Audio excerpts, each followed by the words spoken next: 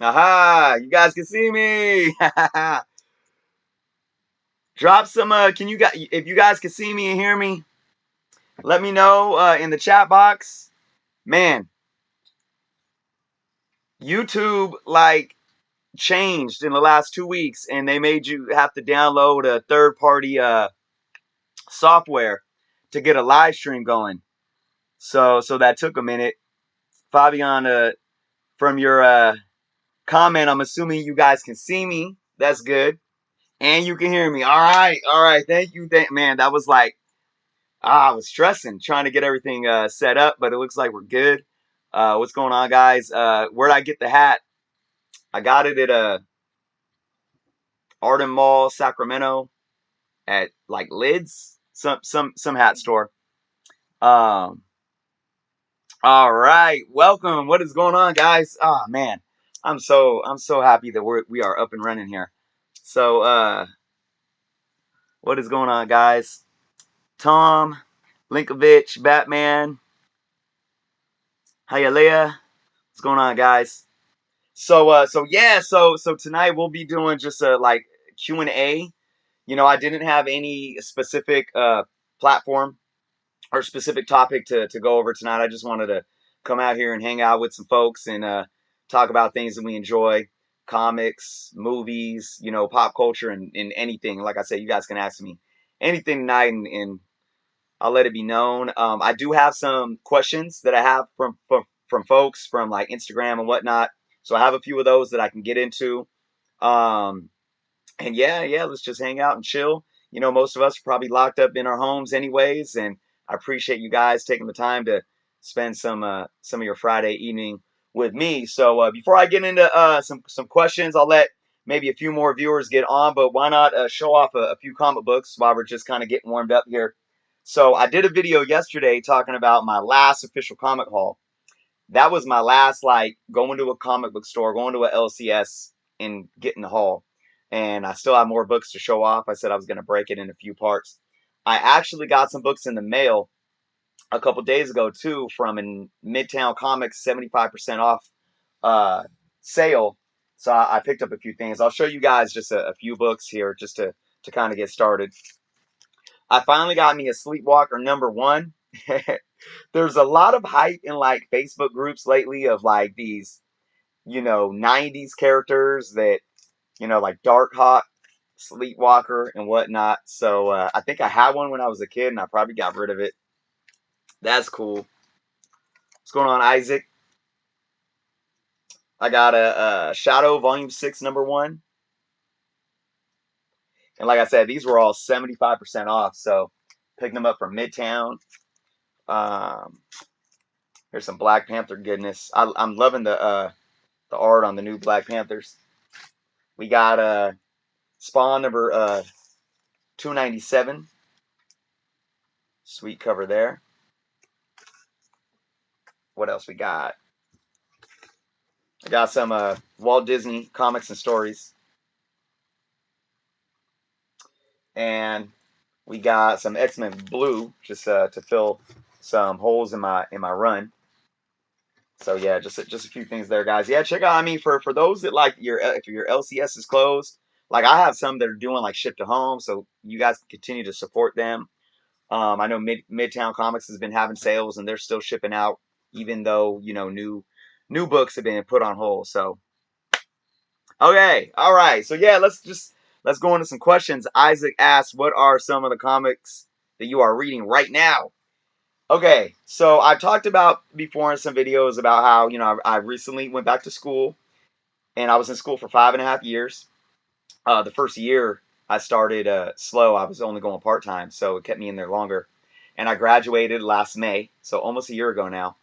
And it really put. I mean, I was still collecting, but my reading was very limited because I was reading textbooks and trying to pass classes. But I am so since the lockdown, I've been reading still my Spider-Man comics. I am consistently reading Spider-Man comics because he's my #1 favorite superhero. I'm reading the Amazing Spider-Man run, and I'm reading the Spectacular run that they brought back, and I want to start reading the Friendly Neighborhood. as well. But at the same time, I'm trying to get outside of just Spider-Man. It takes up so much of my time. So I've been reading some Eternals, getting ready for the movie. I read they released a new Eternals book like earlier last year or late last year. That was like a collection of some Bronze Age books. So I read that, and I started reading the uh, Volume One Eternals, and then what else have I read? I just finished reading again, first time since I was a kid, Infinity War, which was interesting. Not like I remember it as a kid. Let's see, what else have I read recently? Uh, yeah, last year I read a lot of New 52 actually. So when I was having downtime while I was in school, I would read. I have a lot of trades, the graphic novels, and New 52 stuff. So I read most of the Batman, the Scott Snyder. I really enjoyed that until like kind of like the last 10 books. It just kind of started falling off for me. And then I started reading Batwoman. I read like the first 3 volumes of the graphic novels of that, and I actually was enjoying that. So yeah, that's kind of what I've been doing as of late. I do have a large stack in a short box of to read while we're on lockdown, and I try pulling a lot of different things, a lot of independent stuff. I've been like I got a lot of number ones in this Midtown order to some image stuff and some dynamite stuff to just start reading a new run and seeing if I can kind of dive into it and enjoy it. So, all right, anybody else, start chiming in with some questions. While you guys are doing that, I'm gonna pull up a couple questions that I got a private message. So we'll start with the first one. How many comics do I own? So right, and I'm gonna pull up my CLZ app, and I'm gonna be specific. So right now in my CLZ app, now I just got like I don't know, like 50 books that I need to put in from Midtown. But right now keep in mind too, I don't have everything in here still. I still have some Archie books, the little small books that you can buy at the grocery markets and whatnot. I got a box full of them that I could put in here. I have some magazine books that comic magazines, some UK books that I haven't put in here yet. I have some trades that I haven't put in here yet, and I have a small box that I haven't put in here yet. But in my app right now, I'm at 15,766. But with everything that I have that's not in, I'm going to make a assumption and assume that I'm over 16,000 at this point. All right, so Fabian asks top 3 favorite comic characters, why, how, and when. Man, digest, yes. Oh, favorite Spider-Man cover. Wow. Okay, let me get to the top 3 favorite comic characters first. Um, Spider-Man, number 1. I'll say 3. Spider-Man, Cap, and this is right now. This is right now. It's probably changed, through the years, but Spider-Man, Captain America, and Wonder Woman. All right. Now, and then X-Men is my favorite group. Okay, Spider-Man to me, and this goes back to since I was a kid, is just extremely relatable. And I think that's what's made that is what has made Spider-Man so popular over the decades, right? He's extremely relatable. He is super powered, but he is still very human. And I like how Stan Lee, writing the early books, really went into this character with day-to-day dilemmas. And it's interesting when I was reading like Amazing Spider-Man, and I went all the way back to Silver Age. When I was reading, especially the Conway run, dealing with Gwen Stacy, and when he like probably right around the time where he was in college, late '60s, early '70s, Amazing Spider-Man. I didn't actually enjoy like all the action, and back then the action was kind of like silly banter. It was extremely simplistic and just flat and simple, kind of corny, right? So I would almost want to pass that up to get back to know what's happening with Peter Parker, right? Instead of just Spider-Man and his supervillains. So, and it's been like that through the decades, with the writers and everything. So I've definitely connected with Spider-Man on a personal level. Um, Now, Captain America for number two, I think, and I think a lot of people could feel this way as well. He embodies kind of that ethical morality of what we strive to be as human beings, you know.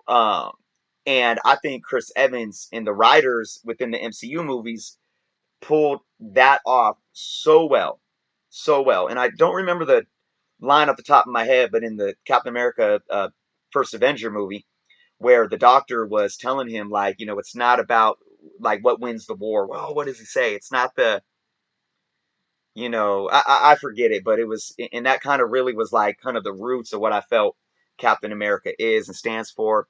I like too that Captain America, when you look at his name, America, and he was created out of World War II and out of that time where we saw the Nazi regime and you know, tyrants coming into the world, and we looked at America as this the free world and standing up for freedom. But over the years, and this reflects in real life too, where you know it's like who's a bad guy and who's a good guy. You know, we governments can be corrupt, governments can be crooked, human beings can be corrupt and crooked, and we teeter on the fine line of good and evil. You know, money and power and things like that.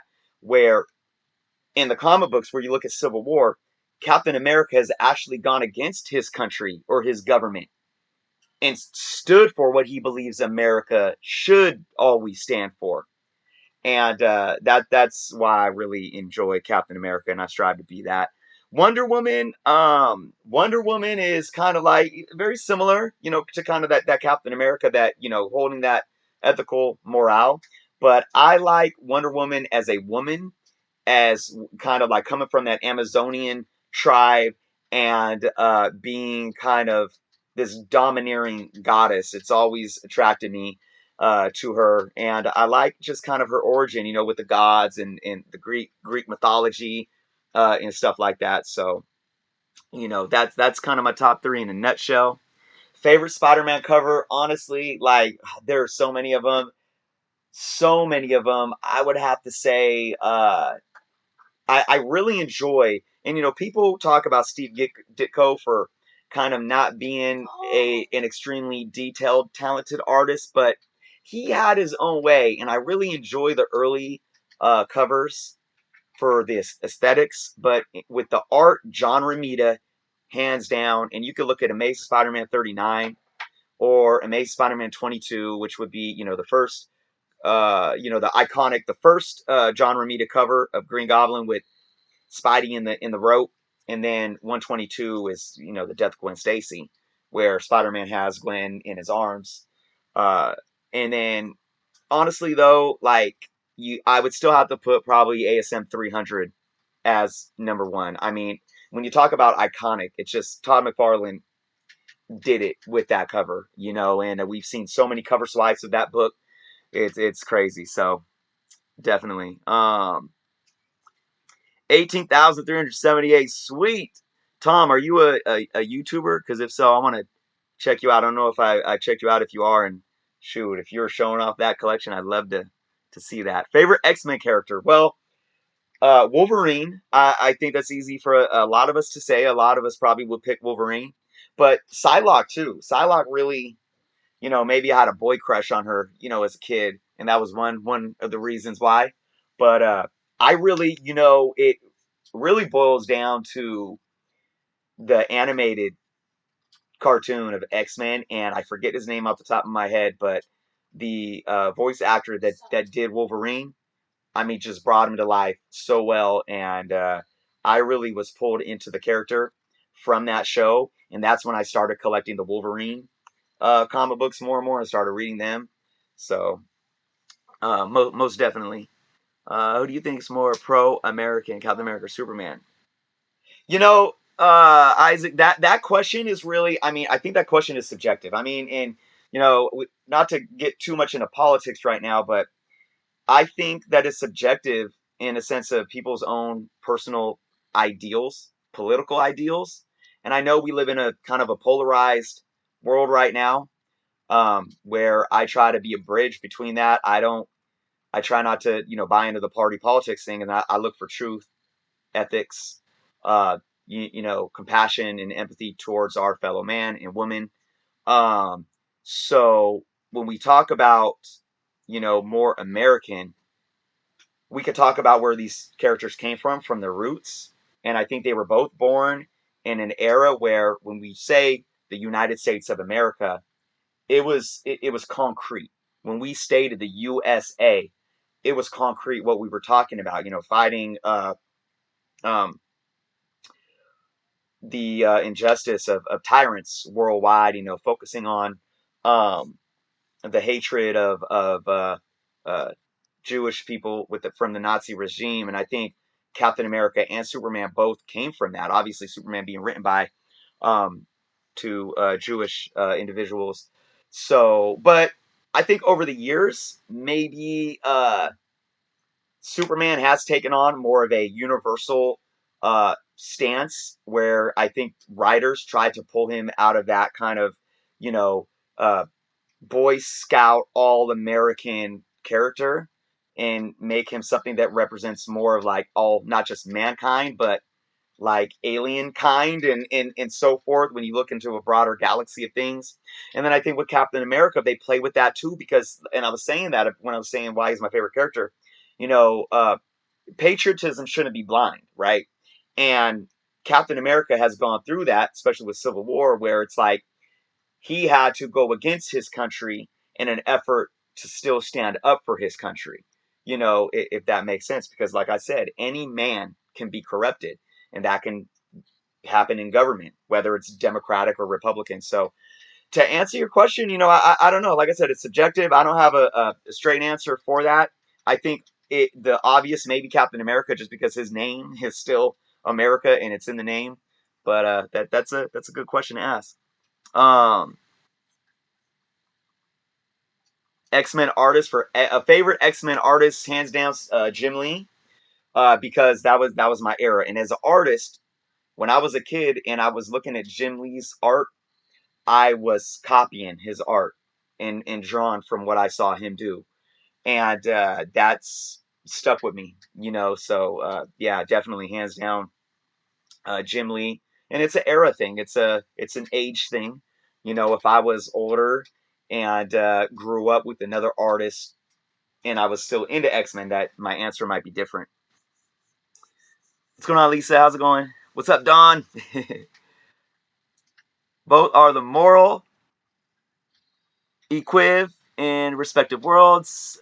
Upkeeping American ideals more than just USA itself. Cap, less likely to. I like that. That's a good perspective, Don. Definitely. All right. Let me pull another question off my list here. Oh, I was asked, do I own any Godzilla comics? And the answer to that is no. I've never really been in a Godzilla, and I'm not like hating on Godzilla. I don't even know if I've actually sit and watched a Godzilla movie either.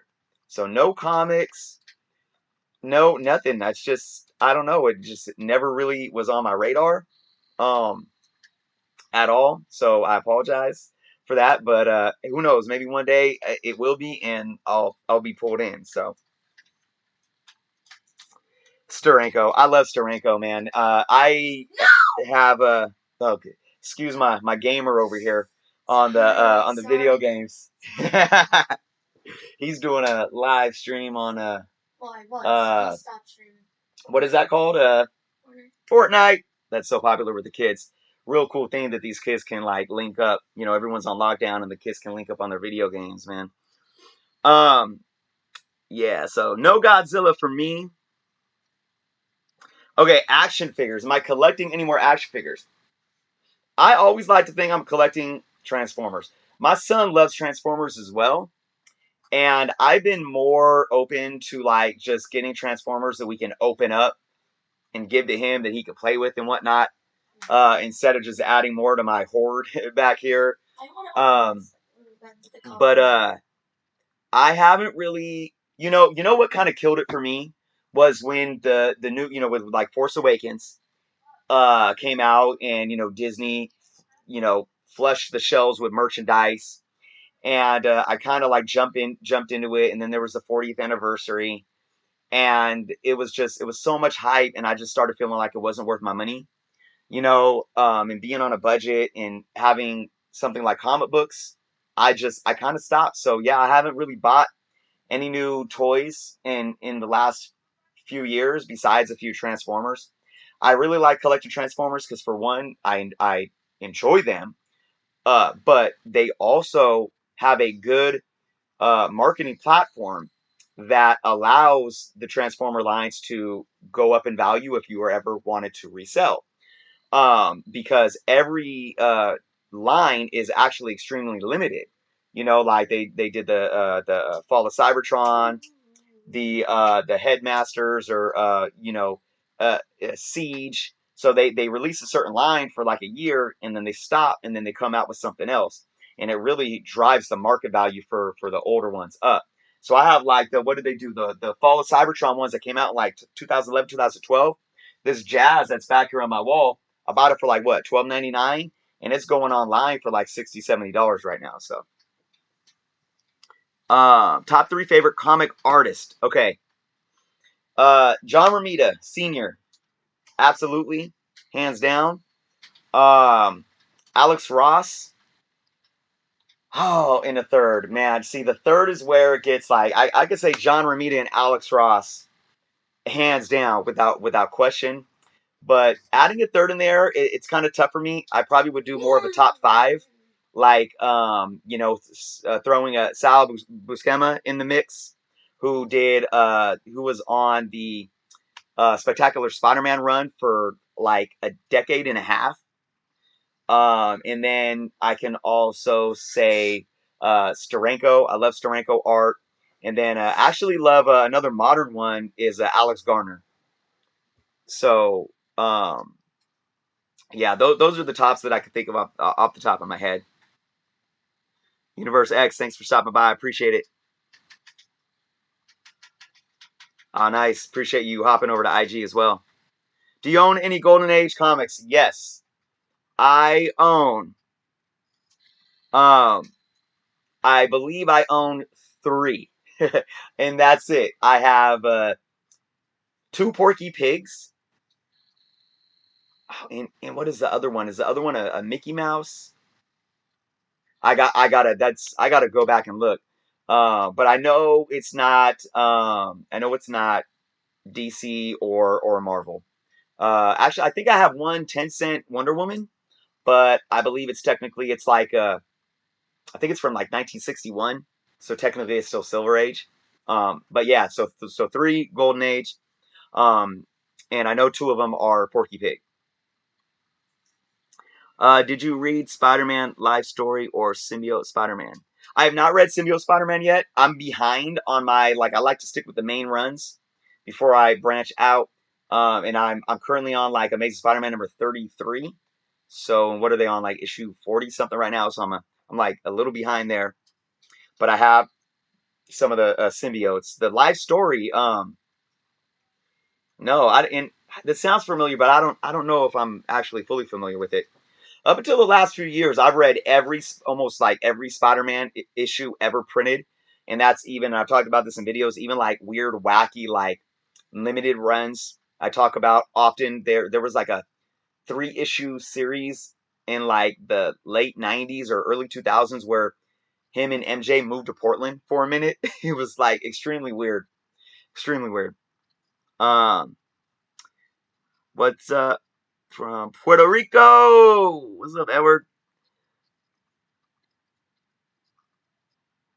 Manga. No, no, no, no. Well, actually, I own a book by my aunt.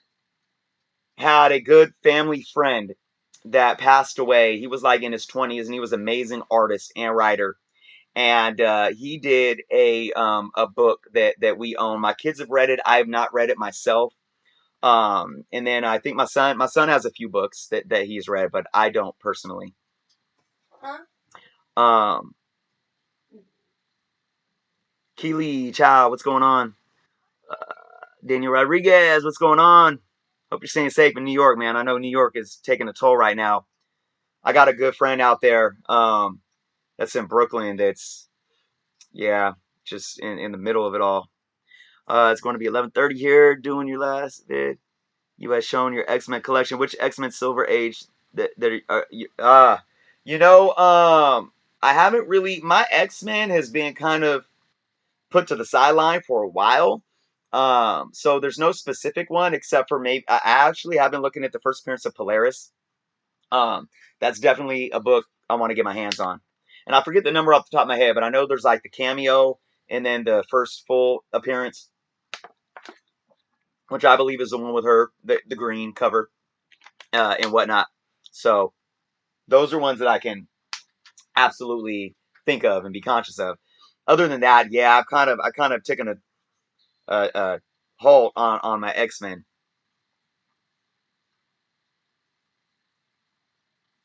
All right, what we got next? What we got next? Oh yeah, okay. I'll check out that live story then. I got to look at my app to see if I have any of it. 5 issues. Valiant Comics. No, no. I don't even honestly, I don't know if I've read any Valiant. I've had some since I was a kid. I might have read a little bit when I was a kid. There might have been a couple maybe miniseries that I've read. But nothing that I can think of off top. My favorite Hulk run. Well, my favorite Hulk run is Volume One. Here's the thing too, and this may strike you guys like, "What? You crazy?" I am not. I wasn't into Hulk as a kid. I was not into Hulk at all.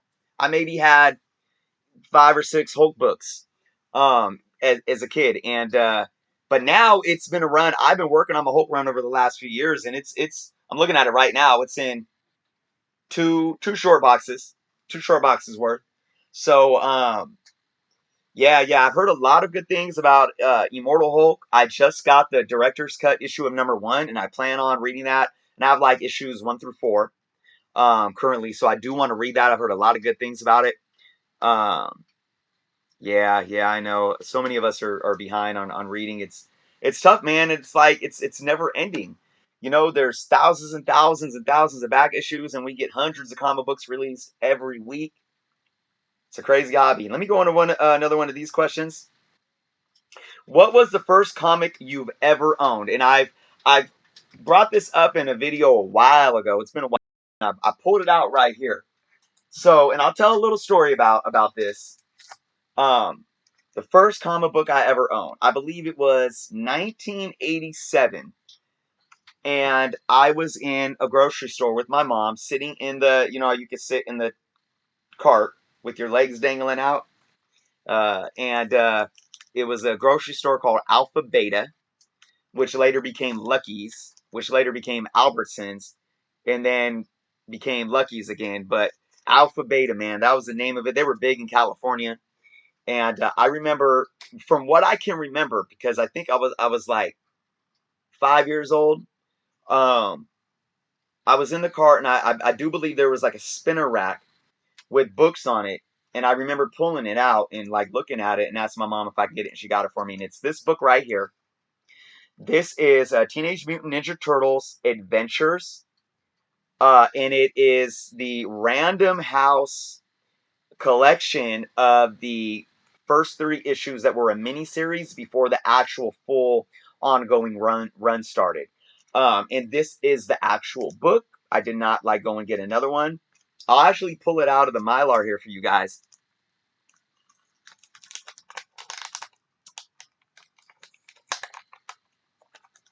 49 Polaris. Yeah, that sounds right. Yeah, definitely Polaris for that X-Men run, man. I hope to get that soon.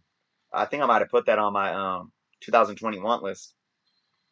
Okay, I don't know if you guys can see, but this book is so beat up. I mean, I could give it a press, but you know what? This is one book that I'm not going to press because how beat up it is just reminds me. And I can smell this book, and it just the smell, the looking at the pages, the feel of it brings me back to being 5 years old or however old I was, and just having this book. And it's so beat up.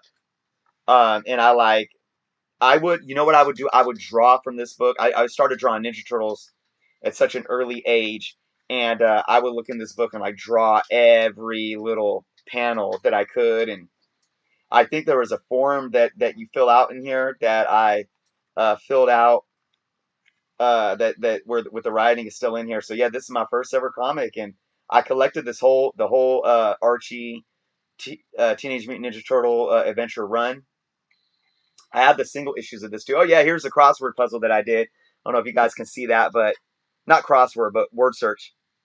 You can see I circled all the words in there. Ah, good memories, man. This is it. 33 years ago. Ah, crazy. So that's awesome. All right, what we got going on down here? Mama Gajambo. Did I say that right? What's up, Young Blood? Keep doing anything. Appreciate it. Appreciate it. I own Amazing Fantasy 15, created by PGX. Should I crack it out and send it to CGC? Isaac, that's super awesome that you own that book. Oh, man. What grade is it? If you don't mind sharing. Okay. Should Isaac take his Amazing Fantasy 15 grade? Oh, let me ask you this, Isaac. Does it have the newer labels that PGX been doing that look a lot cleaner and nicer, or is it one of the older ones where it's like you can tell they're just like kind of stickers thrown on and it's kind of you know I was not a fan of their labels until recently. But the question is, should Isaac take his Amazing Fantasy 15, crack it open from his PGX, and send it into CGC? Man, Isaac, this is just my personal opinion. I don't know if you saw some of my videos discussing CGC, but right now, I wouldn't do it. I would not do it because here's the thing. The market states right now that a book that is graded by PGX at the same grade as in a CGC slab, it's going to be worth more money. That's what the market says, right? Uh-oh. Did I get disconnected there? Oh, I think I got disconnected for a second, guys. I apologize.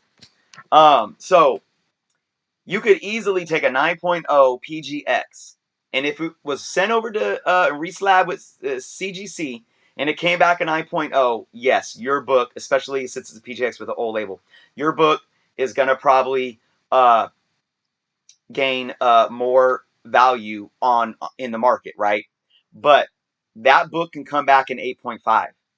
It can even come back in 8.0, in my opinion, with what CGC is doing. And for a book like Amazing Fantasy 15, now I don't know the price points off the top of my head, but so as much as you may gain a few $1,000s by switching it to a CGC, if it kept that grade, if you take it to CGC and it gets one grade lower, you could be losing five, 10,000 plus dollars at that grade.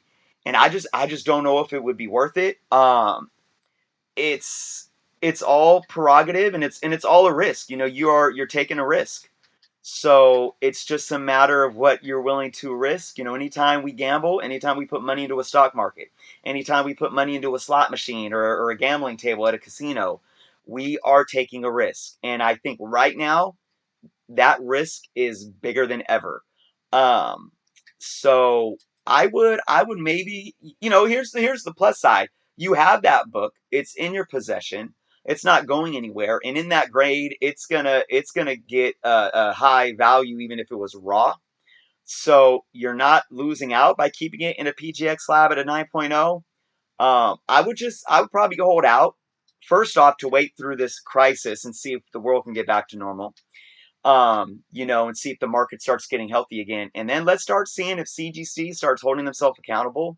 If there's more public backlash against CGC over the next coming months or this next year, CGC might be hurting a little even more, or they might switch up their business practices and tighten up their business practices, where then we could start really solidifying them as the industry leaders again, and then you might be more comfortable swapping that book, cracking it, sending it over to CGC. So that's just kind of my advice right now. As for the top Superman grader, yeah. How's your side gig as a musician, rap artist? Are you pursuing a contract with a major label? Well, let me get a little story about music right now. So I think I talked about this in one of my videos, maybe like over 2 years ago. But I was living in Richmond. I was actually, I was a manager at Pete's Coffee and Tea. I worked at Starbucks and then Pete's, coffee stuff.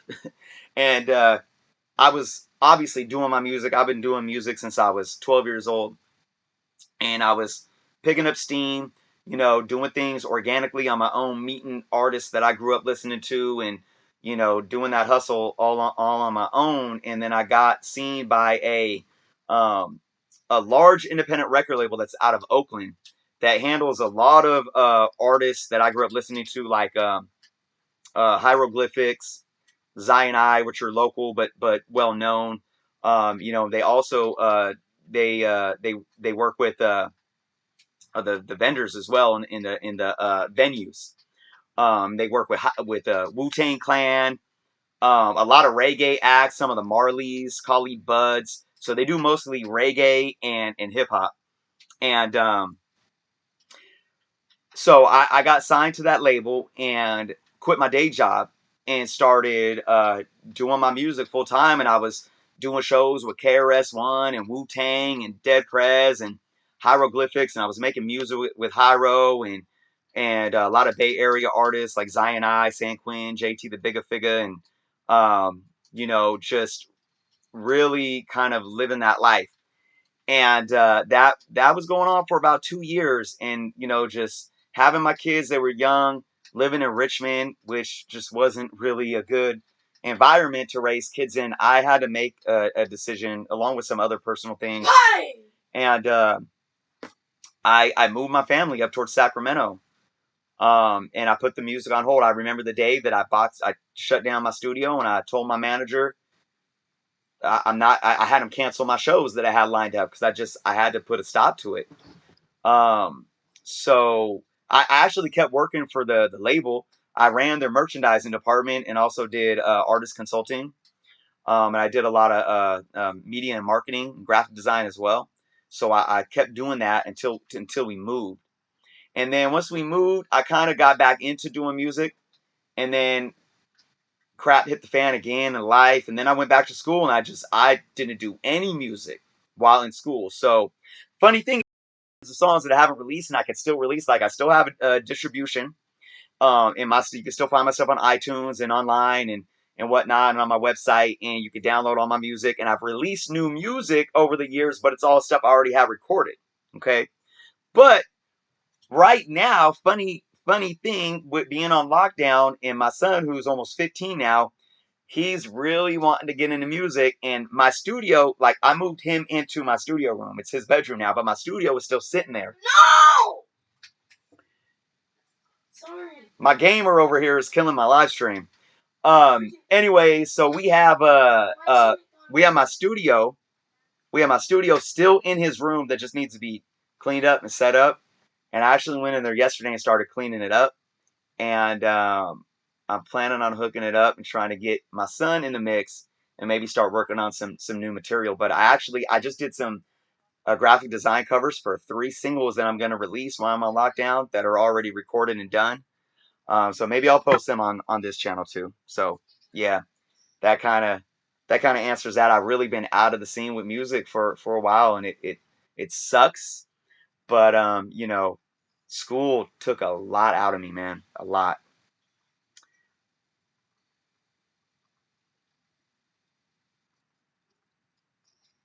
Are you guys still being able to hear me here?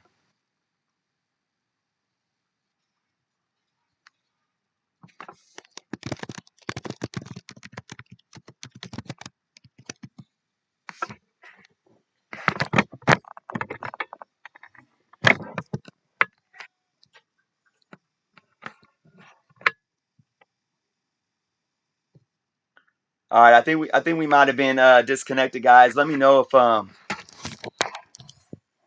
if you guys can still, if we're still live, if we're still going, and you guys can still see and hear me. This internet is crap. Hey, can you make sure that internet extender is plugged in over there, please?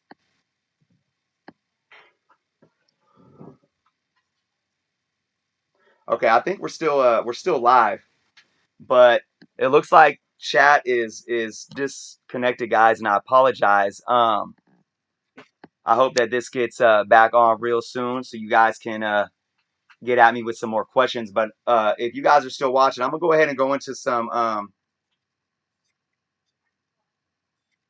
Okay, we're good. We're good. Thank you guys for letting me know. All right.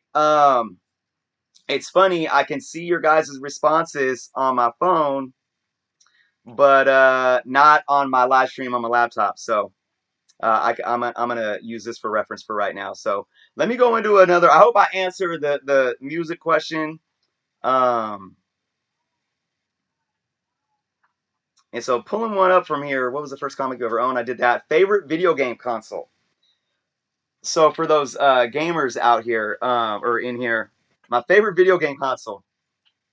It's tough for me because growing up in the 80s, I had like my cousin who was like my sister, who I like lived at her house during summers and whatnot. Like she had a Nintendo, right? Everyone had a Nintendo. I didn't. I never had a Nintendo. When I was 5 for Christmas, we had an Atari 2600, and yeah, Moon Patrol, Pac-Man, Joust, all that stuff. So for nostalgia reasons, I'd have to say Atari because it's what I grew up with. But Nintendo, I mean, it's like to describe the feeling of being able to go to your friend's house and play Super Mario Brothers or Contra. That was it, man. That was like it was like Christmas. But then when Super Nintendo came out, we got a Genesis. Everyone else was getting Super Nintendo. We got a Genesis. And then but Genesis was I was content with the Genesis. Atari I enjoyed, but I still wanted that Nintendo. All right. All right. Anybody else got some questions to drop live? I got a couple more here.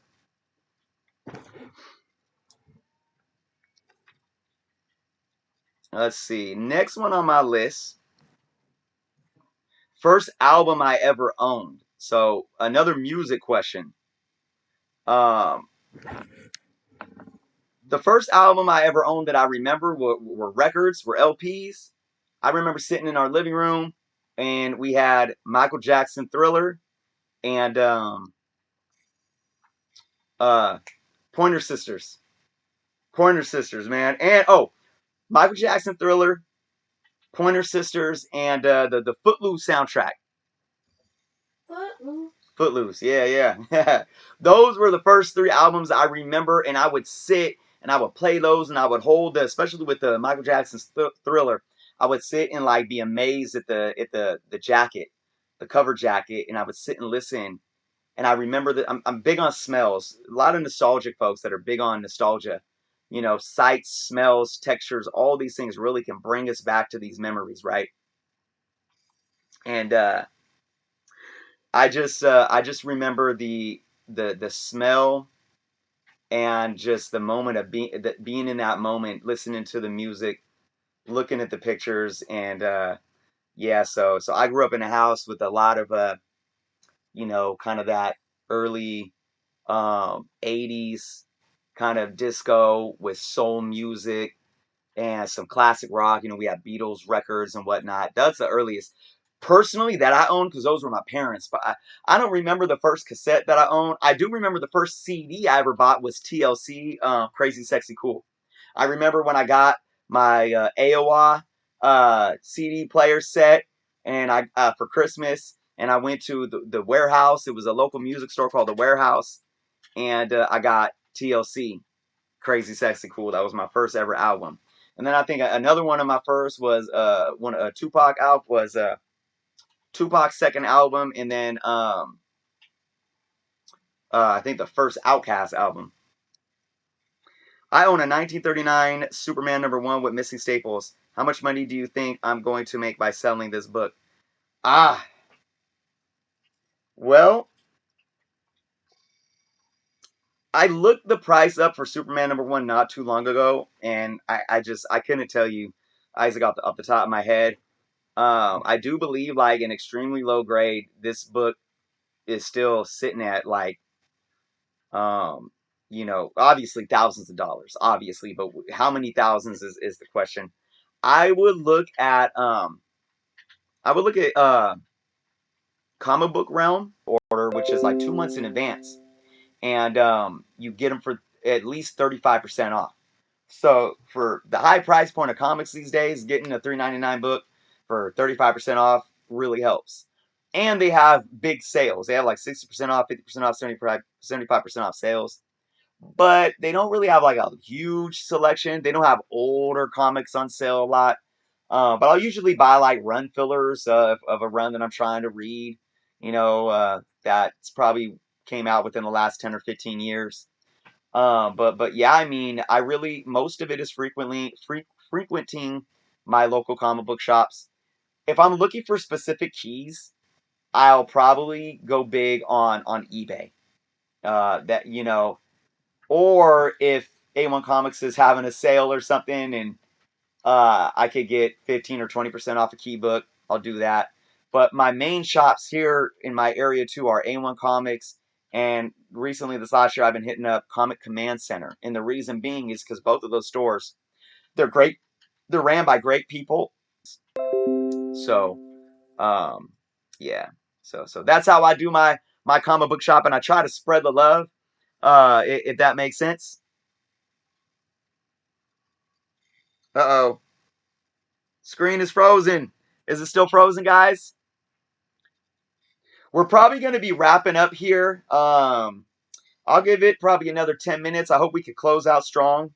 All right. Awesome. And I apologize, guys. I got to try to my internet is just horrible. Actually, it's been doing decent tonight. So, I know you guys deserve to have a quality live stream, and it doesn't help cutting out. It doesn't help me trying to communicate with you guys either.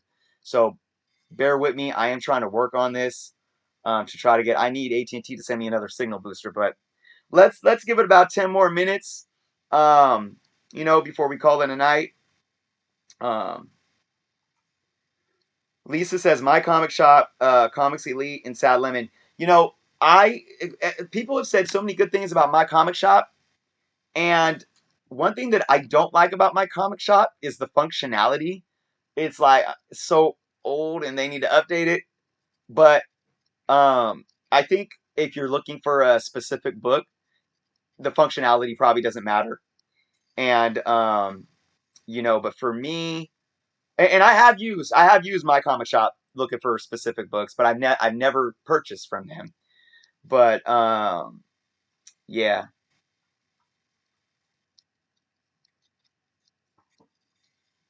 Comics Elite though and Sad Lemon, I have to check those out.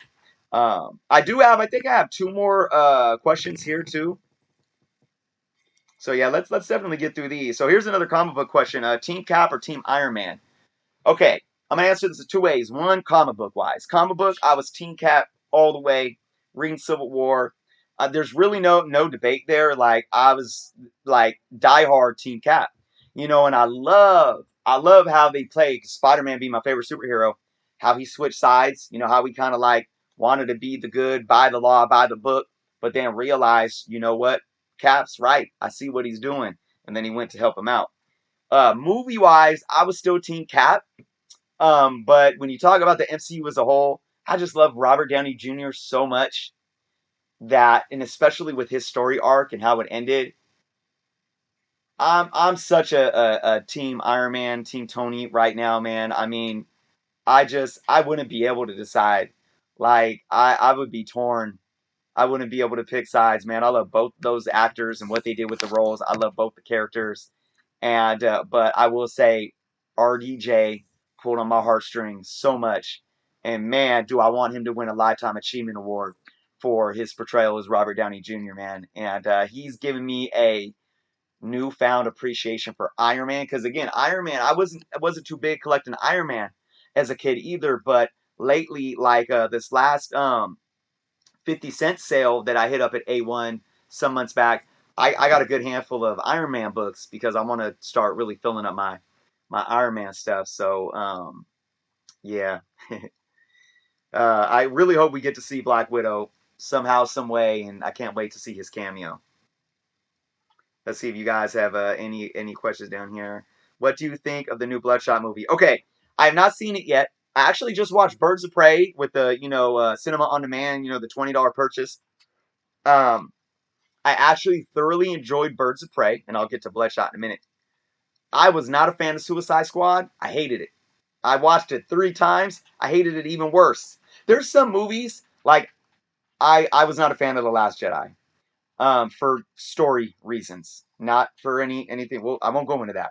But when I watched The Last Jedi again, I could pull more things out to where I was more content with it, right?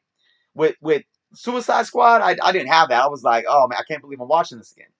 For those that may have liked Suicide Squad, I'm sorry, it's just my opinion. But I watched Birds of Prey and was like, this is a lot more of what Suicide Squad could have did.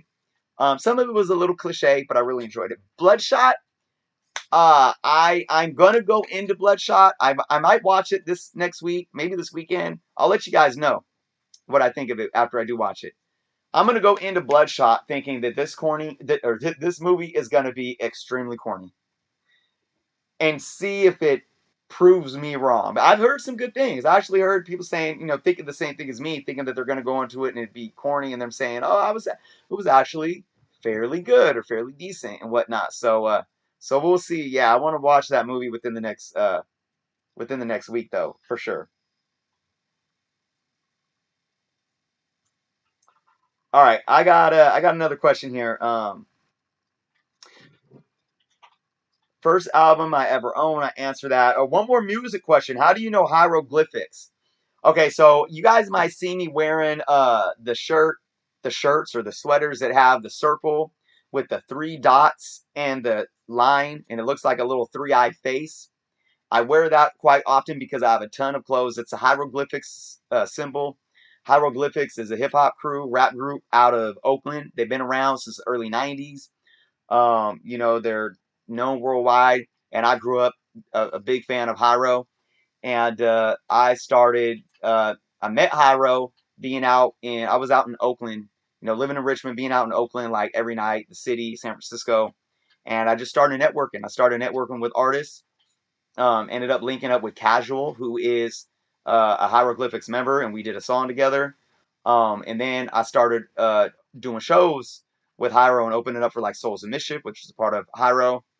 And then I started doing the back end business for Hyro. I ran their merchandising department.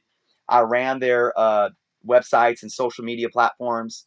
And I did that for a couple years, and I really grew just to be not just a fan, but real kind of close with these guys, and they were big inspirations on me.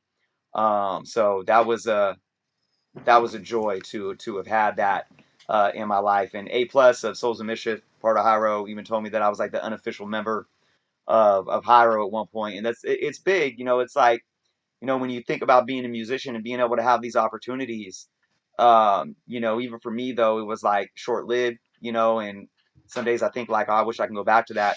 I had that. Some people never get there, some people are struggling musicians their whole life. So when I did music, like Tupac was a big influence on me. He like saved my life, literally. I went down a really dark road as a teenager, and he saved my life. His music pulled me out from facing either death or a jail cell, and unfortunately, he died. I was never able to work with Tupac, but I worked with his group, the Outlaws, which is some of his relatives and close friends. I got to make music with them, which is just huge.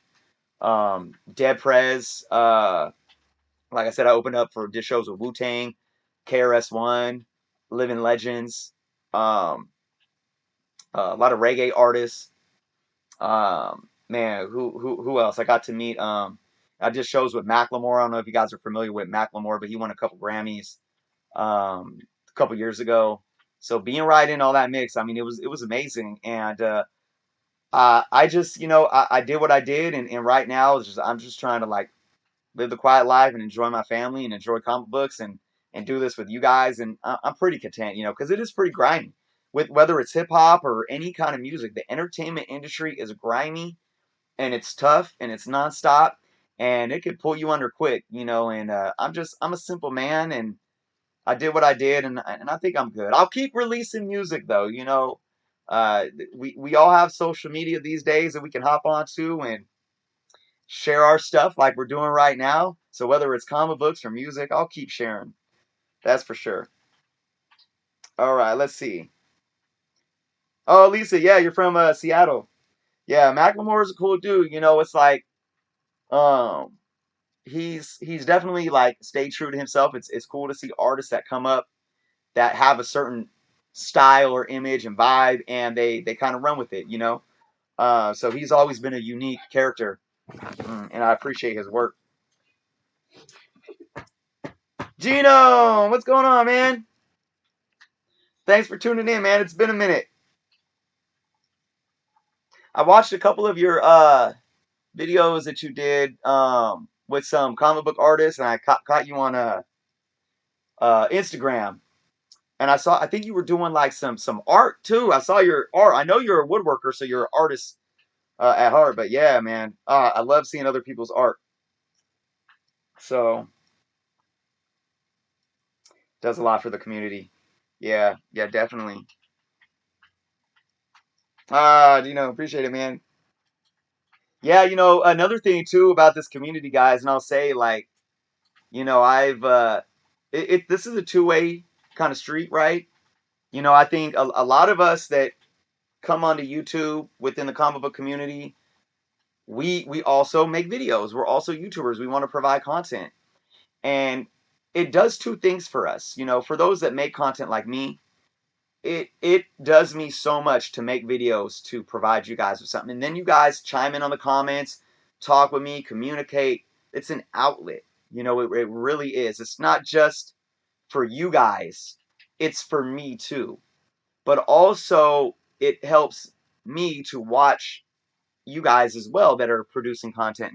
It's tough sometimes. It's really tough for me to stay up with watching people, and I'm sure that's probably the case for all of us. But another thing that I'm grateful with everything going on in the world and trying to make the best of bad situations that we're all in right now is being able to have more time on my hands to spend with my kids, get stuff done around the house, but also to sit and watch your guys' videos as well. I've tuned into some of you guys that I tuned into before I was even making videos, and I've been able to do that this last week.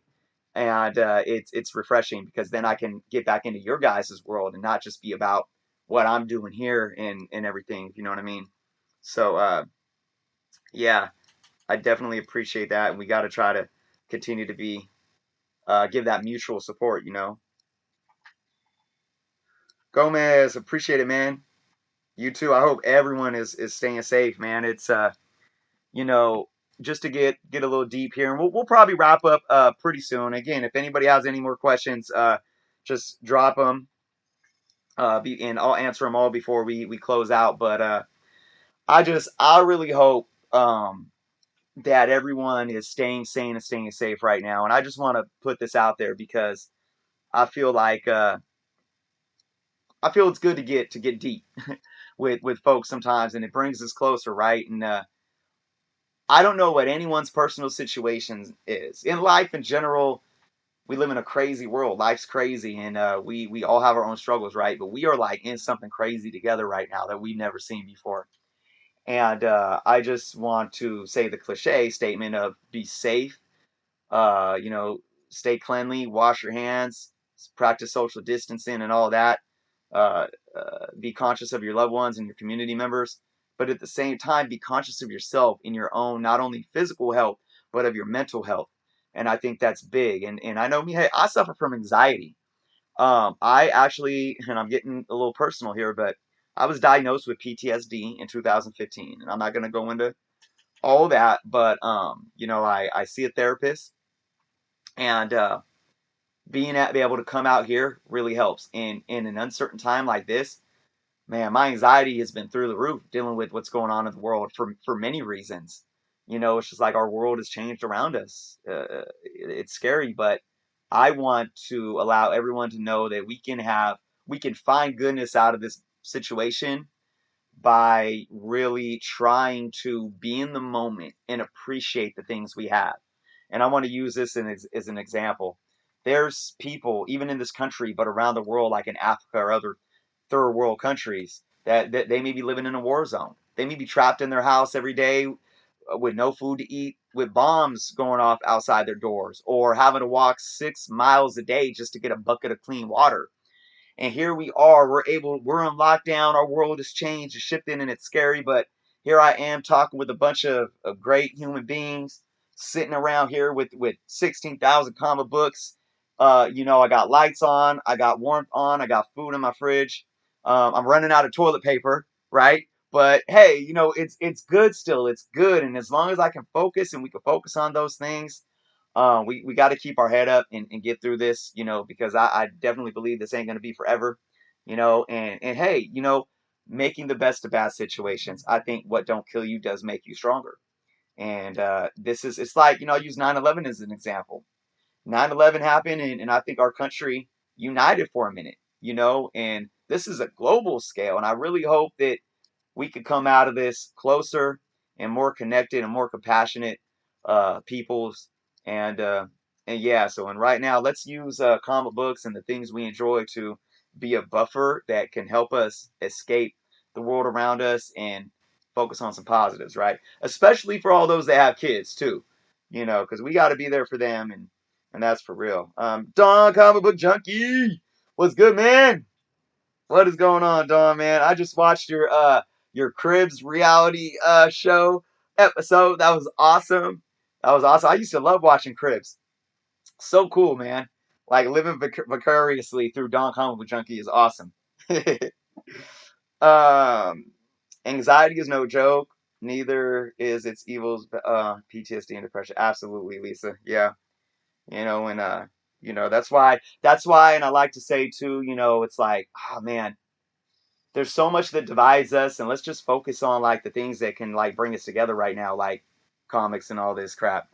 You know, let's get in arguments over like who would win in a fight, you know, Superman or Captain America.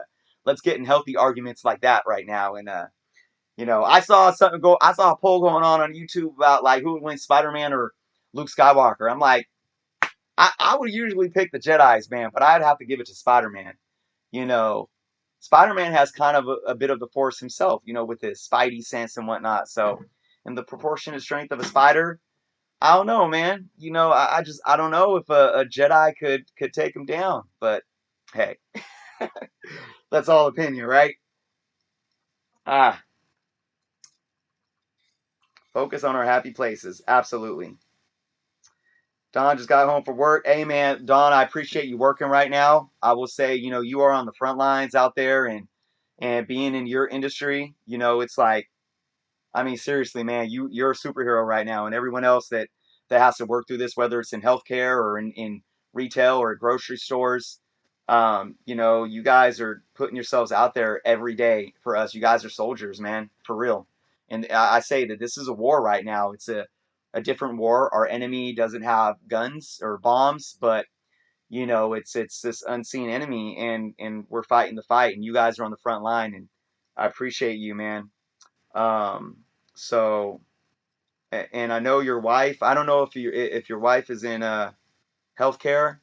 Maybe she does like behind the scene stuff. But yeah, anybody that's still out there working, I can't. I was all schools are closed. I work at a school, and you know, I had to say goodbye to my kids and my kids at school, not my own kids, and tell them I'd see them in a couple weeks. And now it's like, I don't know if I'll ever see some of them again, in the sixth graders that are like moving to the junior high. Even if I go back to that school next year, if everything gets back to normal, not getting to say goodbye to the kids was that was rough, man. Ah, do I think Superman can wield Mjolnir? Ooh, wow, that's a tough one. Hey Noah, I'm gonna ask my son. What do you think? You think Superman could pick up Thor's hammer? You think he's worthy? No. Why do you say no? Because he turned evil once. Was it by red kryptonite or it?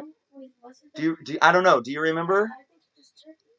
He just kind of yeah. I don't really remember that. You know what? I'm gonna have to say no. I'm gonna have to say he can't, because he is flawed, because he's vulnerable to things such as like red kryptonite and whatnot. That's a great question. Great question, Scott. Yeah, man. Wow. I would love to see DC and Marvel come together and like do a storyline about that to see if he would be worthy. Simon says, everyone stay safe, stay calm. Absolutely. Appreciate it, Simon. You too. From NYC, man.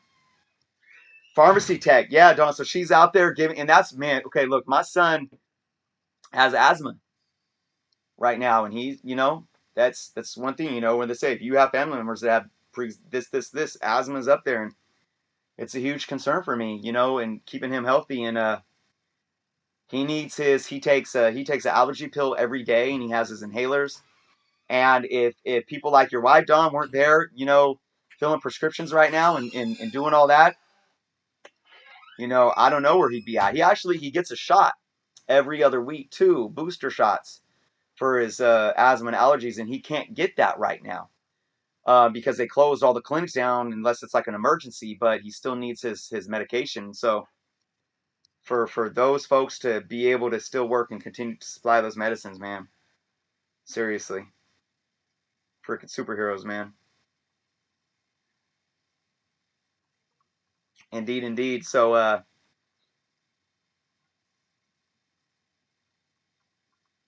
what do you teach? Oh, so okay, so I'm two things. So I graduated college last year with a bachelor's in business management. I also have two associate's degrees. I have an associate degree in business management and administration, and I also have an associate degree in social and behavioral sciences. So I was working as an intramural director, which is basically an athletic director, and I work with first grade through sixth grade doing athletic programs. And I'm also a paraeducator, speech and reading paraeducator. So I work with um, children that are like on IEPs or 504 plans or that are behind, that are coming into transitioning kindergarten, TK, and kindergarten and even first graders.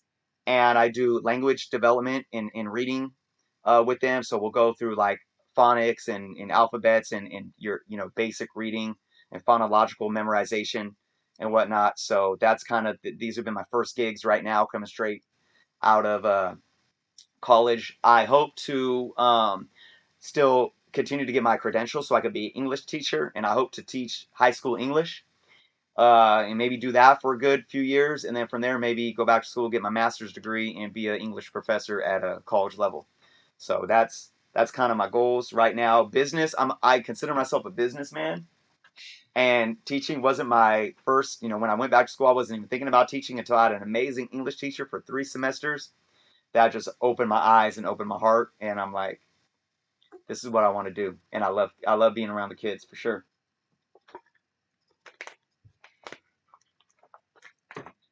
All right, let's see what's going on in this chat here. Spider-Man. Can Spider-Man wield Mjolnir? Man, you're hitting me. You're hitting me with these. No, but I think Jerno can. Pope, was that you think I can wield Thor's hammer? Man, I would have to say no again. I would have to say no with Spider-Man because I think Spider-Man is, for one, he's younger, right? Well, I mean, consider they had a process for the aging in Marvel Comics where like every 3 years 3 to 4 years was like 1 year. But over the last like 10 years, they started changing that again. Like now, Spider Man is like not aging at all. So who knows what age he's really at right now. But I think Spider Man's flaw is being he's self conscious and he's constantly blaming himself, right? Everything is his fault. And even though that's admirable because he feels like the weight of the world is on his shoulders due to this, that great power comes great responsibility type of thing, it's flawed because it can blind him at times. And he might think more on a reactionary basis at times instead of acting on logical strategy, so to say. And although when you look at Cap and why I think why Cap can wield the hammer is because even though a lot of it is it's based on what's in here. Cap has the ability, that sound ability, to put heart and mind together because he is that natural leader. I mean, he has the heart, he has the ethics, right, and the morals, but he also has the mind to ground himself. You know, because we know that sometimes there's a fine line. When you love hard, you fall hard, so to say. And I think a lot of these superheroes are extremely flawed when it comes to having these big hearts or wanting to be the superhero. But Cap keeps that kind of sensibility, right? But yeah, I don't know. I would give it to Superman before Shazam. Um, yeah. Education of kids is the greatest attribute, bro. I appreciate that. I really appreciate that. Try to get caught up on these uh this chat because mine froze for a minute. So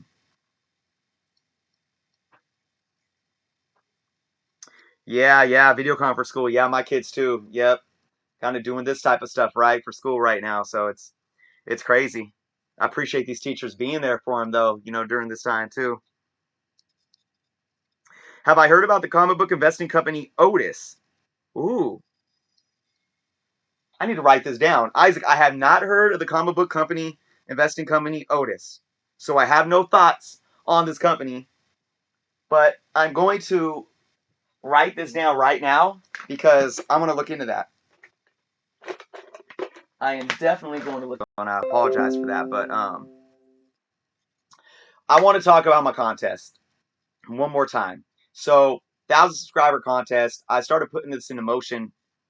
I don't even know now. It was like early last fall, and I just life got crazy, and I wasn't able to do it. I am going to be doing it during this lockdown. So, I'm announcing right now that I will be dropping a video most likely next week, uh, discussing the basic things that everyone needs to do in order to uh, submit an entry for my contest. It's going to be fun because it's going to be. I'm going to try to make. I always try to do my contests and have them be kind of interactive. I'm gonna have you try to link with me on Instagram and Facebook. If you don't have Instagram and Facebook, that's fine. I want to include everyone. I have a prize set of books that I already started working on. I even pulled a few new ones out. I threw a Spider-Man, a near mint Spider-Man 800, Amazing Spider-Man 800 in there the other day. I'm going to be throwing some more books in there, and I'm also going to be doing there's going to be a custom prize that's going to be specific to the winner. Okay.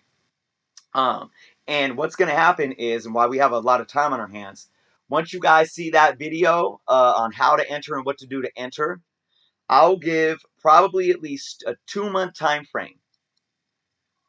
That's what I'm gonna say. Probably a 2 month time frame, maybe a little shorter. We'll see for entries to come in. That way, everyone can take their time. So yeah, definitely look out for that. I'm finally gonna get this ball rolling. And I want to make it fun. I want it to be something that we all can kind of enjoy to keep our minds busy and keep ourselves active during this stay-at-home lockdown. So I wanted to definitely address that before I wrapped up here. Who is your favorite Captain America villain? So we got who is my favorite Captain America villain? Don. See, Don already knows what's up. Don't give it away, Don. Don't. Yeah. But he knows what's up. Um,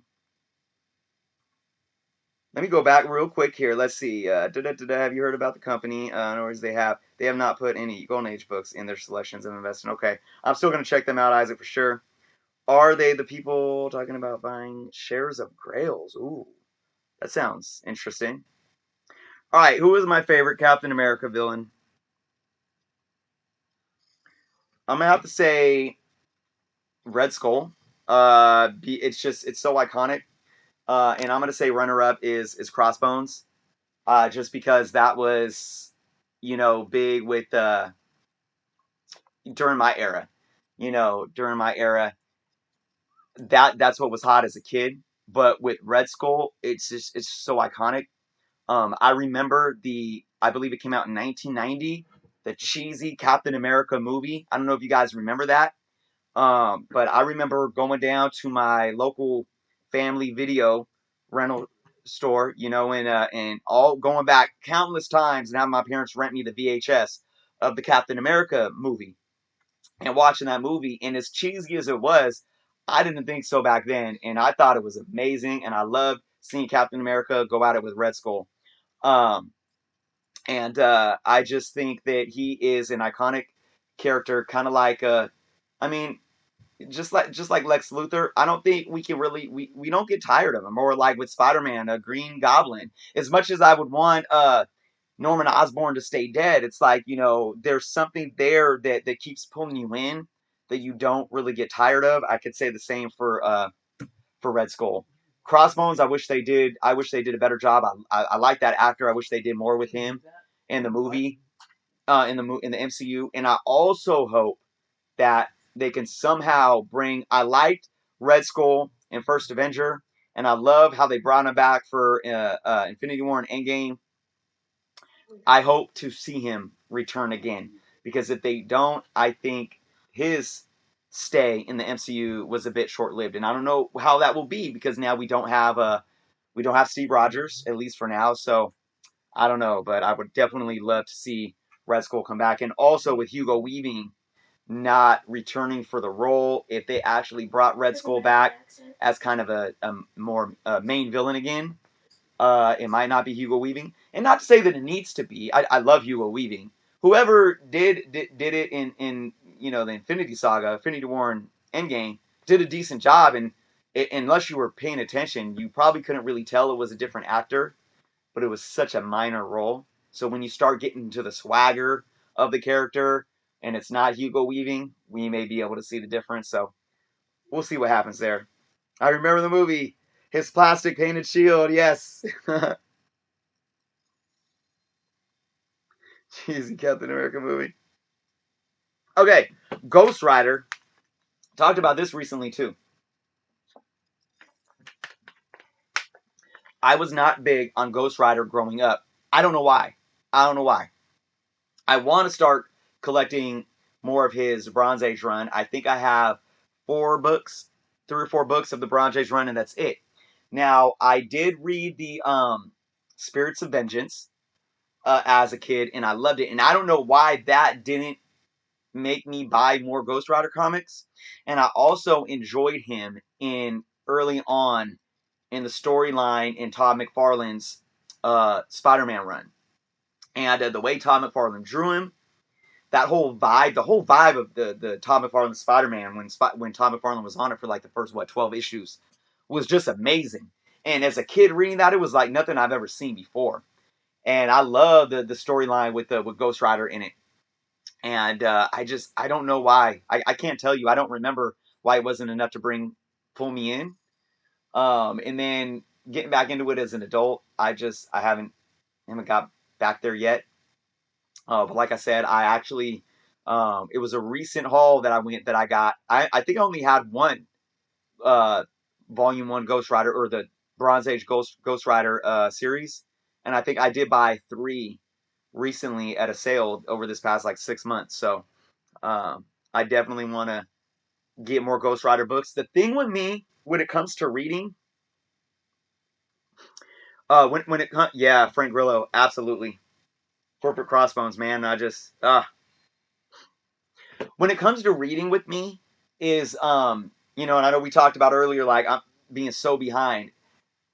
I am weird. Like we all have our OCDs, right, with comic collecting, and I'm kind of weird with having to read everything chronologically. So even if there's a character or a run that I want to hop into, if I can't read it from like the beginning, I will hesitate to pick it up at all. And I know that's not productive, because when you think about some characters that start way back in the Silver Age, for some like Batman or Superman, they start in the Golden Age.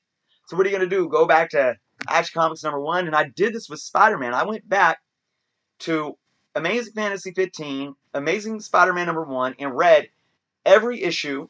And then once Web of came out and Spectacular came out, and all those, and Tom McFarlane's Spider-Man, the Peter Parker Spider-Man, all those, I read them simultaneously. And what is that? That's well over 1,000 issues. It took me when did I start doing that? I started doing that in like 2008. It took me about to get caught up 6 years. 6 years. Now, I'm sure I was reading a little bit of other stuff here and there, but yeah, so it's tough. So I really need to allow myself to kind of like pick a spot. And I want to do this with the Avengers. I've been working hard on my Avengers run. I want to pick a spot. I don't necessarily want to go all the way back to, Avengers #1, but I want to pick a good spot maybe later on towards the end of Silver Age, early Bronze Age, and start reading. And another thing that helps me too, when I don't have every physical issue, is getting that Unlimited app. So Marvel Unlimited for readers. Now, don't get me wrong. I'm all about holding the book, having the feel of that book in your hands, and flipping it open, reading it. I kind of hate reading digital books, but it helps, especially if it's like a key book that costs a lot of money and you just want to read the issue, right? I was subscribed to Marvel Unlimited. I stopped being subscribed just because I wanted to cut back my monthly expenses for a while there, but I want to get it again because it really helps me read through a whole run. If I want to read through a whole run, I can read the physical copies of what I have, and when I get to a book that I don't have, I can just pull up Marvel Unlimited, and not worry about waiting till I save up some money to go get a new haul and fill some holes in a run to start reading that run. If that makes sense. That's exactly why I'm behind. Yes. Okay, yeah, Dawn, I said this in the beginning of the video. I'll pull it up again. How many comics am I at right now? So I just got a haul from Midtown when they had a 75% sale. So probably have like 40 to 50 books there. I should have my March pull lists coming for the month as well because they were still released. And I have a small box worth of comics. I have some UK mags that aren't in my app, and I have some of the digest mini Archie books that I haven't put in my app. So with that being said, in my CLZ app, I have 15,766. So I'm gonna guess that with the ones that I haven't put in here, I'm probably right at about 16,000. So yeah, Don, I don't know, man, if I'll be catching up to you anytime soon.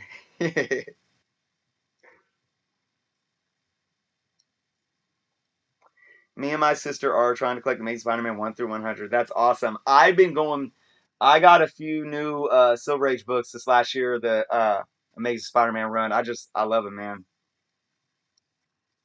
Absolutely. And I hope to own #1 one day, even if it's a beat up point 0.5 or 1.0 copy. What is my favorite Avengers comic book? So I haven't really read Avengers comic books. I probably read a handful as a kid. That's another. I didn't really collect Avengers. When I was a kid, I was Spider-Man, Captain America, X-Men, Wolverine, Superman, some Batman, some Spawn, um, a little Fantastic Four, a little bit of Avengers, Ninja Turtles, Mickey Mouse stuff, and like some, that more kind of made for kids type of stuff. Um, I'm trying to think of what else I had in my collection early on, but Avengers again wasn't too big on it, so I couldn't tell you what my favorite issue is in terms of story because I haven't gone there. I'm not going to sit in line and say I've read everything or I've read everything I own. I will say Death of Bucky though. That's one that stands out to me.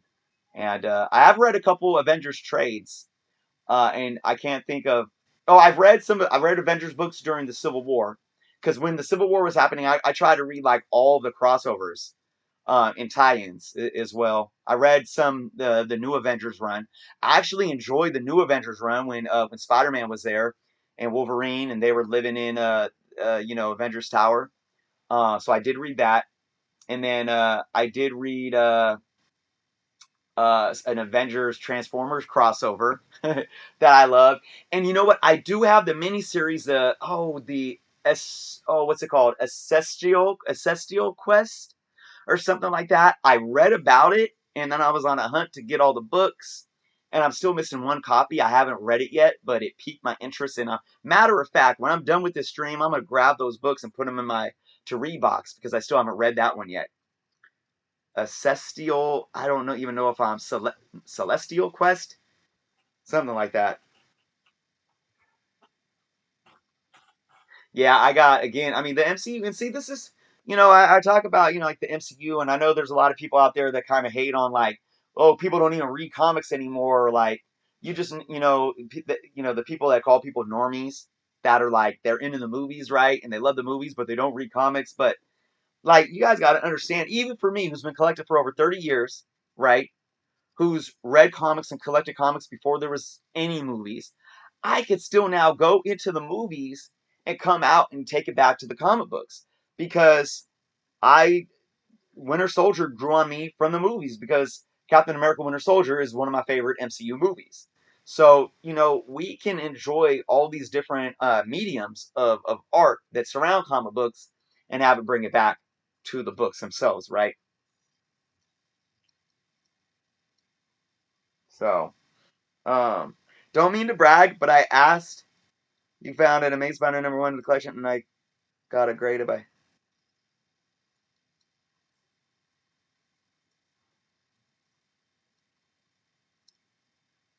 Isaac. I think I might. I don't know if I'm reading this question or comment right or wrong. Spider-Man 1 at a collection. I got a grade. I got a grade, and it came back a 7.0.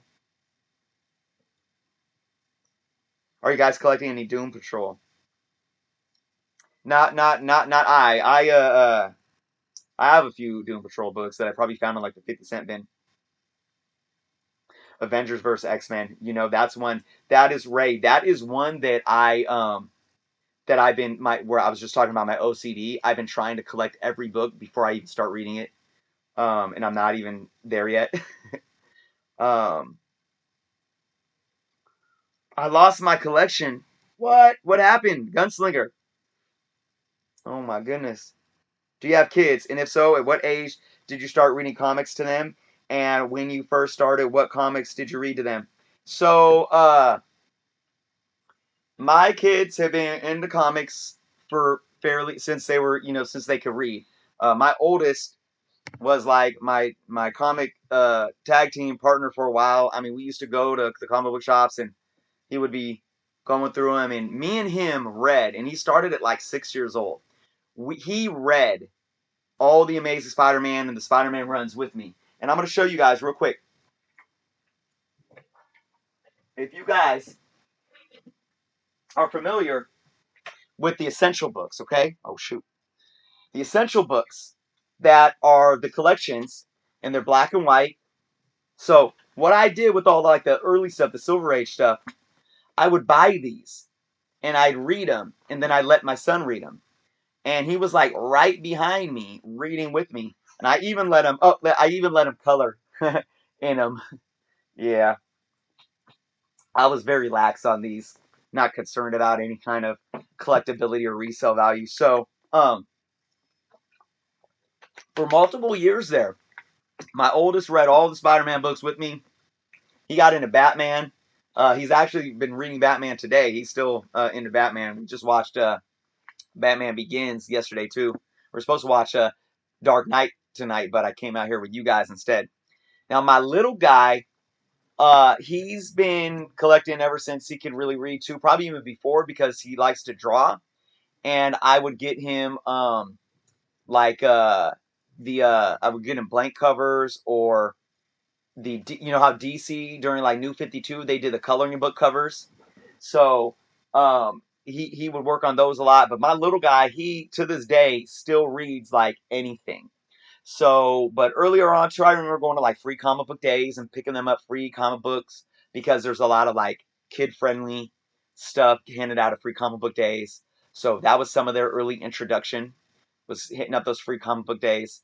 Um, but yeah, so it was my little guy got really big on DC early on.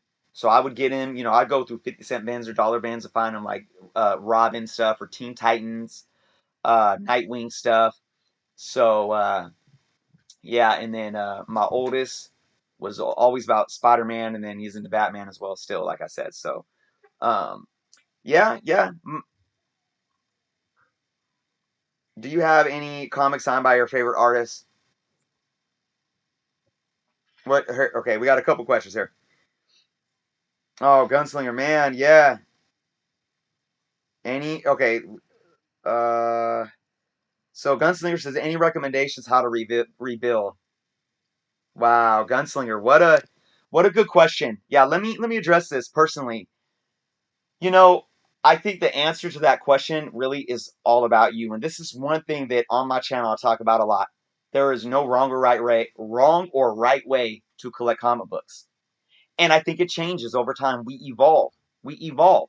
I said this. I watched Don Comic Book Junkie say this. To where I funny because I was trying to do this too, where I stopped hitting up like bargain bins and started like getting more bang for my buck, trying to focus on runs. And recently, Don Comic Book Junkie did a video about saying kind of that same thing. And I think it just goes to show that we change what we are looking for, what we desire in the moment. And I think for you, obviously, budget is always an issue. What kind of money do you have to spend on comic books, right? So if you're looking week to week or month to month, and then from there, do you collect to read? Are you more of a reader? Do you like the art? And kind of go from there. Who's your favorite characters? What and why? And dive into it from there. So if comic book stores get open anytime soon, just visit a local LCS, see what they have in selection. If they have a bargain bin, hey, spend $5 or $10 in a bargain bin, just finding a few things that you think you might like. Read them, check them out if you like the art. But if you're like, okay, I know that I am going to be a collector of key books. I really want key books. I want to start getting into slabbing books or whatever it may be. Then you might want to say, okay, I'm going to save my money. Say I save my money for a month, and with that budget, I'm going to focus on getting 2 key books.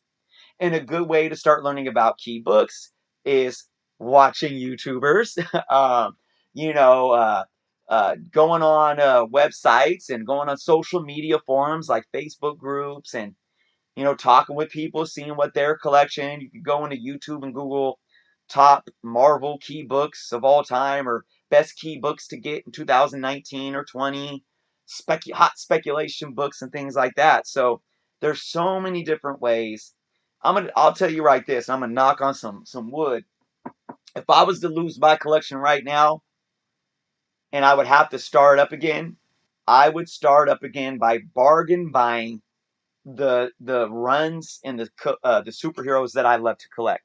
So I probably start hitting up 50-cent bins and pulling out some random Amazing Spider-Man or Spectacular Spider-Man stuff, maybe some X-Men stuff, and some older maybe 70s or 80s Superman stuff, if I can get my hands on it in bargain bins. And then I would go from there.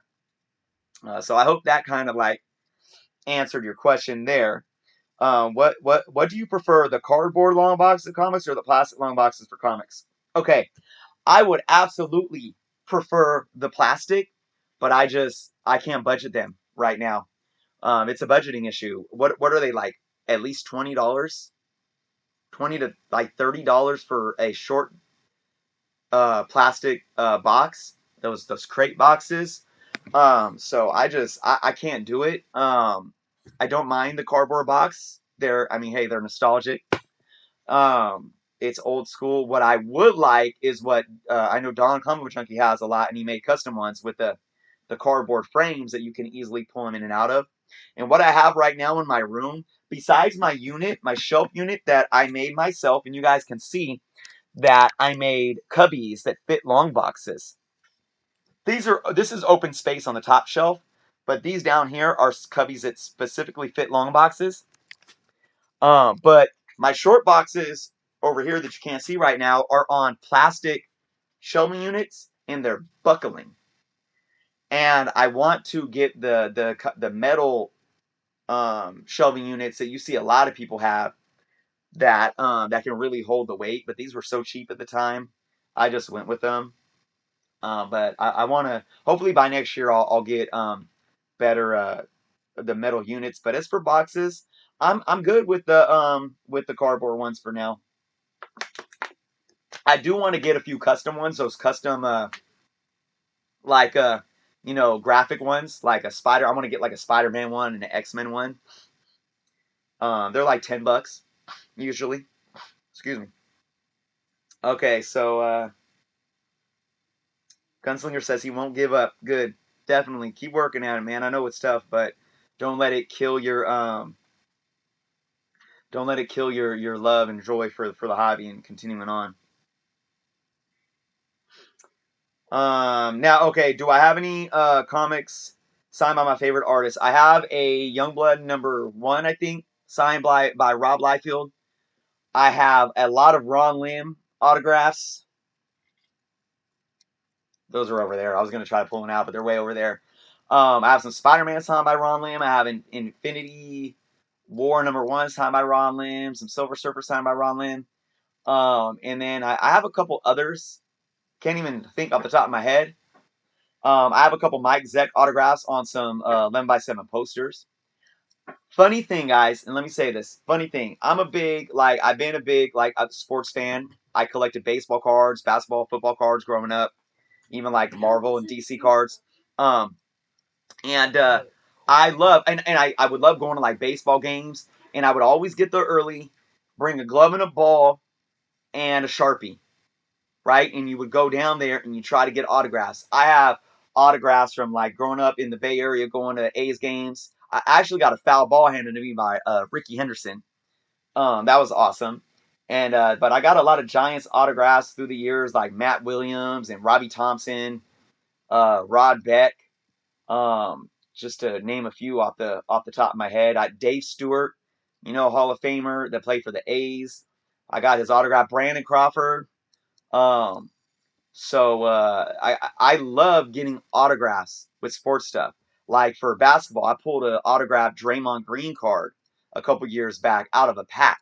Whew. I got a Frank Thomas, for those that are White Sox fans. Frank Thomas was one of my favorite players growing up. I pulled a $500 Frank Thomas card out of a pack at my local card shop when I was like 11.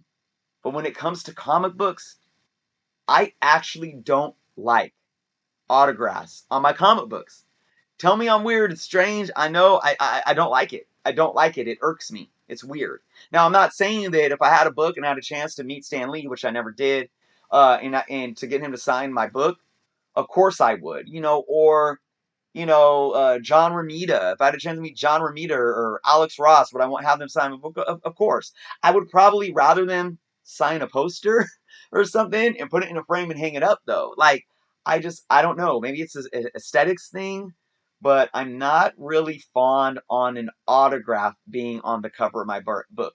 And this may coincide with the fact that, and I know it's different, but still, I hate scribbling. Like, I don't mind date stamps, but if there's a book, even if the book is in like mint condition, say it's like not necessarily a key, but maybe just a decent Silver Age book that you could get for $40 in like a decently high grade condition, like a nice fine book, and but it still has writing on it. I wouldn't want to buy it. I wouldn't want to buy it whatsoever. It is a pet peeve. And I don't know, maybe the autographs kind of like fall into that same category. It's weird, I know, but we all, like I said, we all have our weird pet peeves, right? Let's see. Do I have insurance for my 16,000 collection? Buy what you love, absolutely, Lisa. Do I have insurance? Okay, so I do have homeowners insurance. I think what is it? I think it protects up to 30,000. Not, it's not homeowners insurance. Sorry, it's like because I don't. What is it? What is it called? It's just like property insurance, basically. And I think it's up to like $30,000. That's it. It might be more. I might have upped it. It might be to 50,000. I'm not sure. And to that point, so for those that either have insurance or think about getting insurance, it is really good if you're a YouTuber or if you have Instagram and you photo document or video document or even use your CLZ app as proof of what you have in your collection. Because that'll help. That'll help for an insurance claim if something ever happens.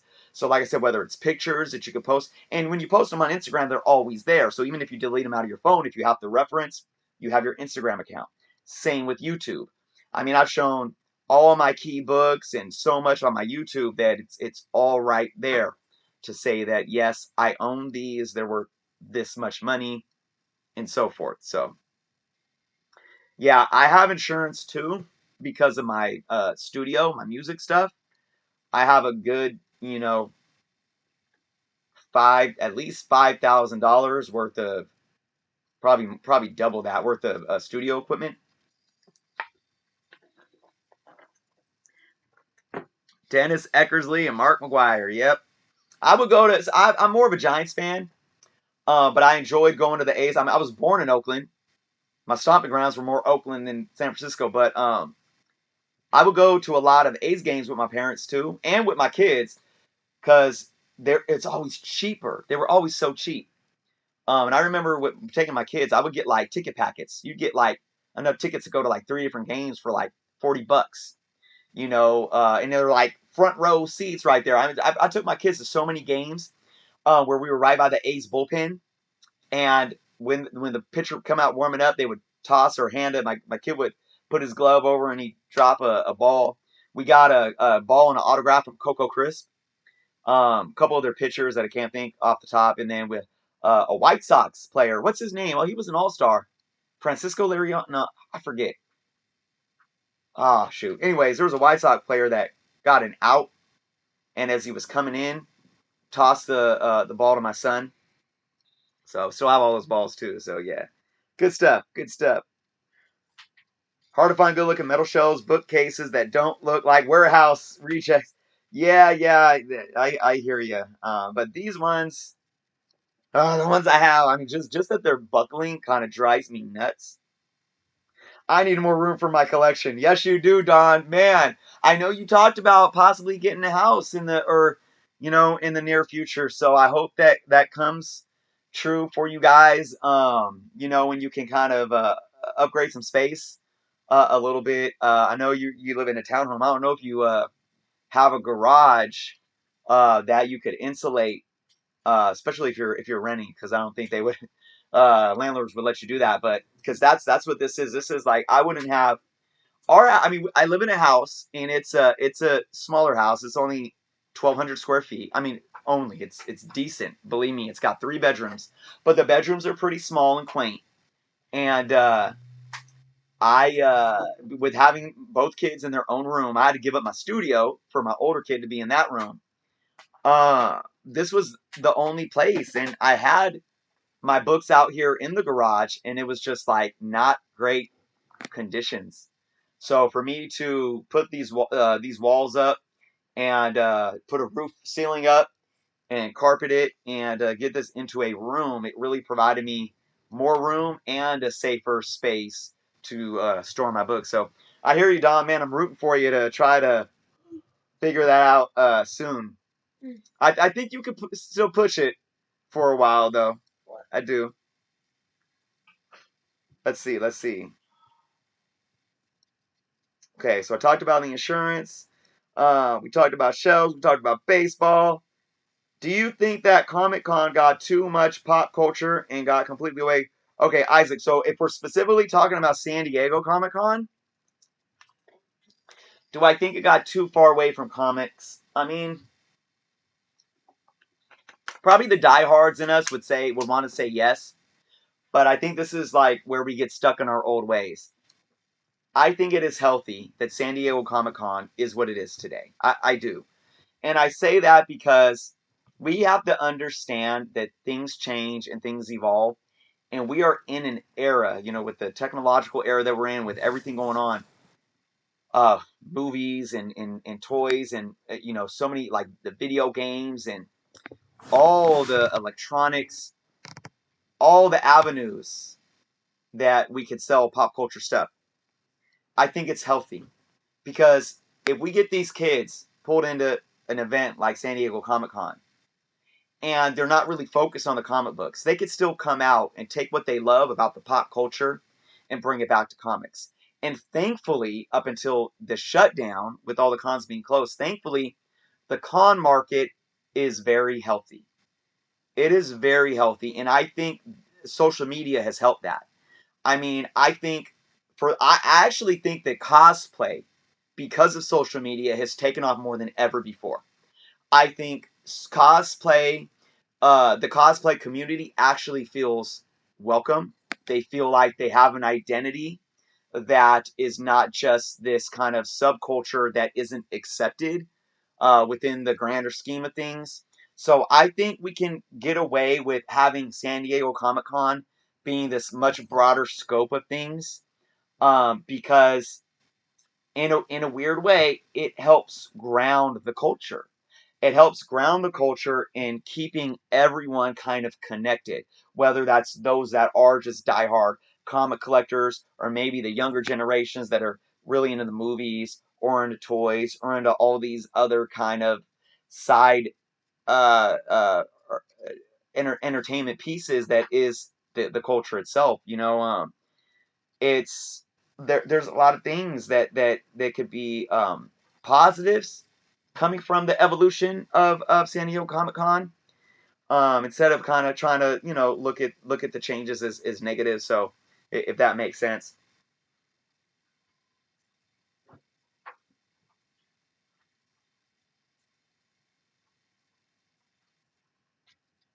Hidong says, I need our master bedroom, but my wife isn't going for that.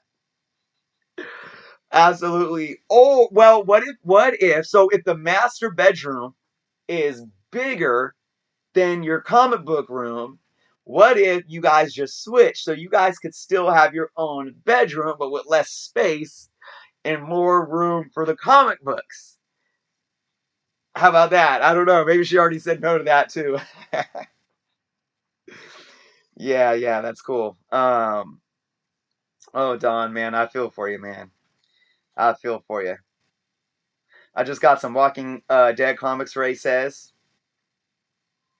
And I know a handful of folks that got into comics and going out and looking for the Walking Dead comics because of the show, that were never in the comics before. Coolest home run you ever saw was McGuire hitting the home run off of Randy Johnson. Nice, nice, nice, definitely. If you had to write a comic book, which character would you wish you were writing about? Wow, wow. That is not an easy question. If I, as a writer, and I love writing, English is my forte. Which character would I love writing about? I think the obvious answer might be Spider-Man, because that's my guy. But honestly, I don't think I would write Spider-Man. I don't think I would, because it's too, I don't want to say too easy or too, personable to me. But yeah, that is such a good question. I would really like to get back to you guys on that. Off the top of my head, I would want something different. I would definitely want something to maybe an X Men run. Because I think even still with the whole the mutant uh you know genre, you could kind of go outside of the box still with mutants. So I could definitely see something involving some sort of X-Men or X-Men related run. Man, I could probably write some Batman. I would probably enjoy writing some Batman and bringing that kind of detective element into the mix. So, and then another one that comes into play, um, could be a Black Panther.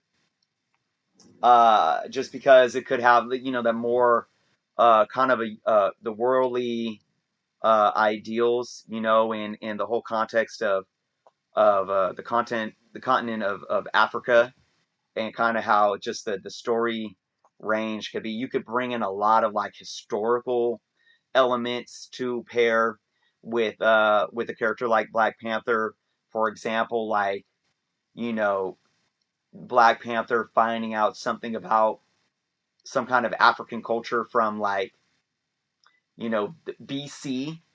And you can even get crazy with it and bring in how like maybe like the aliens came and built the pyramids. And I know pyramids, that's Egypt. not to lump that in with Africa, but I mean it could be all kind of related. You know, and because a lot of these the early cultures that came about in Africa, and I know you know it's interesting because Marvel's already touched on this with like Eternals and whatnot. Um, so yeah, those are man that's an awesome question. I want to think about that one more for sure, for sure.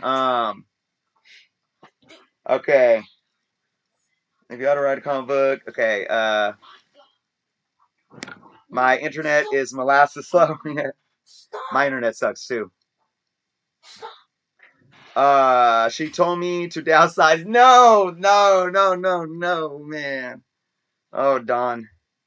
I can never, you know, I understand like slowing down, right, on the collection, but downsizing, it's like I don't want to part with anything. And I've talked about this before. Even like the random books that we get out of 50-cent bins, I don't ever want to part with any of my books. Do you want to write your own comic book? If so, what characters would you like to? Oh, so I already answered that one right.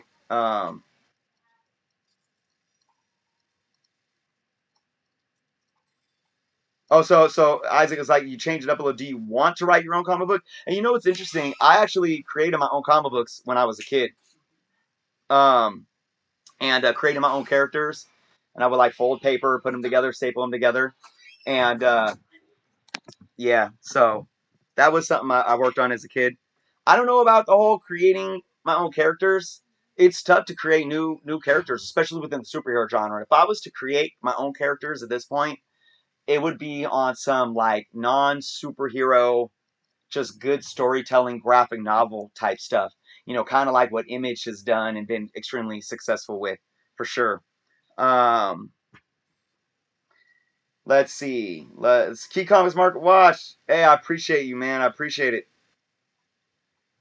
Did you read the Kylo Ren comic? It's really good. No, no, but I have been reading some of the one shots and some of the newer one shots and the books that are like you know, they tell the story in between the movies. And I have heard a lot of good things about Kylo Ren. But that's another thing during my downtime. I will, and I didn't answer this. Somebody asked me what have I been reading lately, and I didn't say anything about Star Wars, which is funny because I have been reading some Star Wars. I definitely want to read the Kylo Ren. I want to, I, I want to read a lot that ties into the sequel trilogy. Because I am kind of, I was one that came in with the Force Awakens and loved it for what it was. I was so hyped. Couldn't wait till the next movie. Was disappointed by The Last Jedi. Not because of any of the silly stuff, but just because I felt like the story was all a mess. The bulk of the movie was side stories that would have worked in their own films, but it's like I want to know what's happening with Luke and Rey, and I don't care about some new characters going on some adventure on another planet, freeing animals and all that stuff. I don't care about the politics of it or anything. Like that whole Canto Bite would have been a cool episode of Rebels or something, but I don't want it in the middle of my eighth episode of a 40-year long saga. And you know, I just wish they focused more on the Luke and Rey and the training and what Luke was doing on the island and the mythos of what got them to that point, what created Kylo Ren. So I was disappointed with that film. And then when we came back with this last one, Rise of Skywalker, I think they did the best that they could. I think JJ did the best that he could, trying to bring it all together. I said that that film should have been two movies or should have been a half an hour longer. And I would have loved staying in the theater for that long just so they could kind of explain things better, but I loved how it ended. Overall, I'm happy that JJ was able to come in and leave me feeling good about walking out of that movie theater after seeing Rise of Skywalker, right? But with that being said, I really hope that a lot of these books that they're publishing, like the Kylo Ren and all this stuff, can really kind of even out the kinks and tie up a lot to these new characters. Um, and have just this more cohesive storyline across the board. So then we could go back to those actual movies and be a little more content with them, if that makes sense at all. So let's see. If you were writing Batman, Spider-Man, or the X-Men, I just know that you'll write an amazing comic book. I appreciate it, Isaac. I really appreciate that, man. Thank you so much for hanging out this long on Friday night. You have a great community here. Cool topics, cool peeps. Thanks, Lisa, man. If it wasn't for you guys, I would just be talking to myself, and how boring would that be, right? Don passes 25K. No way he is sizing down. I'm with you, Don, man. I can't wait till you hit 30K. What is the most expensive comic book in your entire collection? I was just going through some of my keys with my kids the other day. I don't know off the top of my head. I would have to say that Fantastic Four 49 is probably one of them. It probably depends on grade too.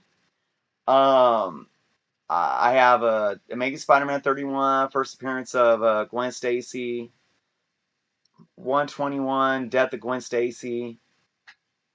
Um, at the top of my head, considering grade, I would probably have to say Fantastic 449.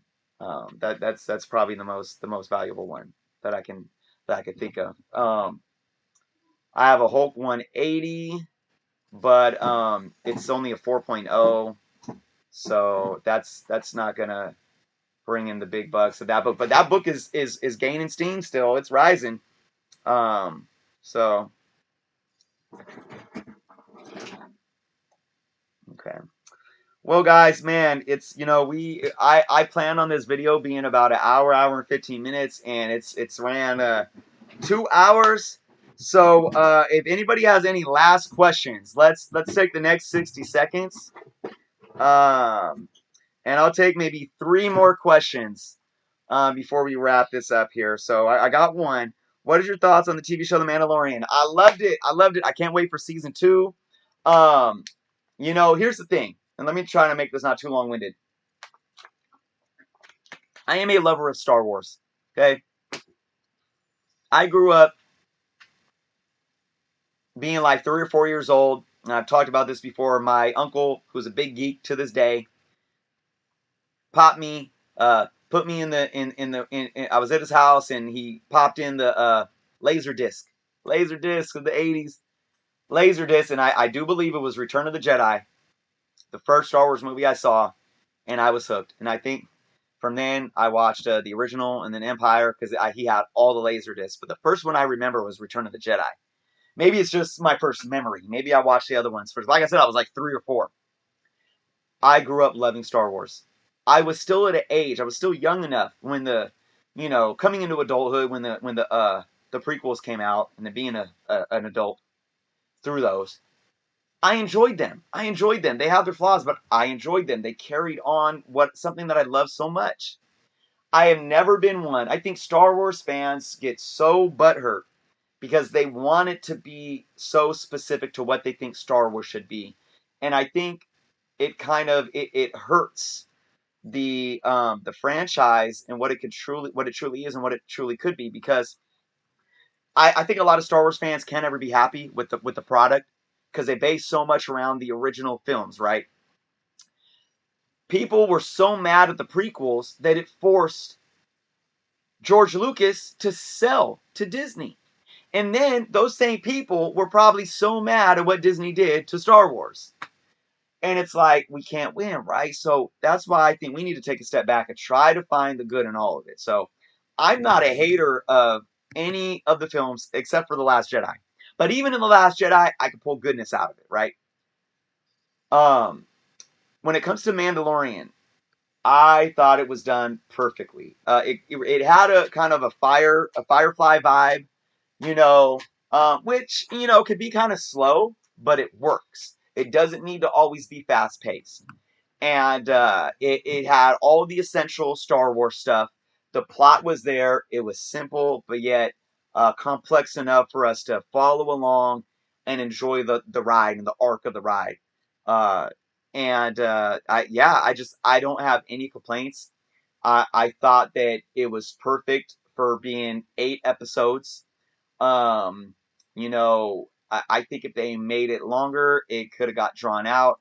I think if they made it any shorter, it wouldn't have got the point across. I thought it was perfect, perfect fit. Even some of the episodes were only like, what, 30, 34, 36 minutes long, too.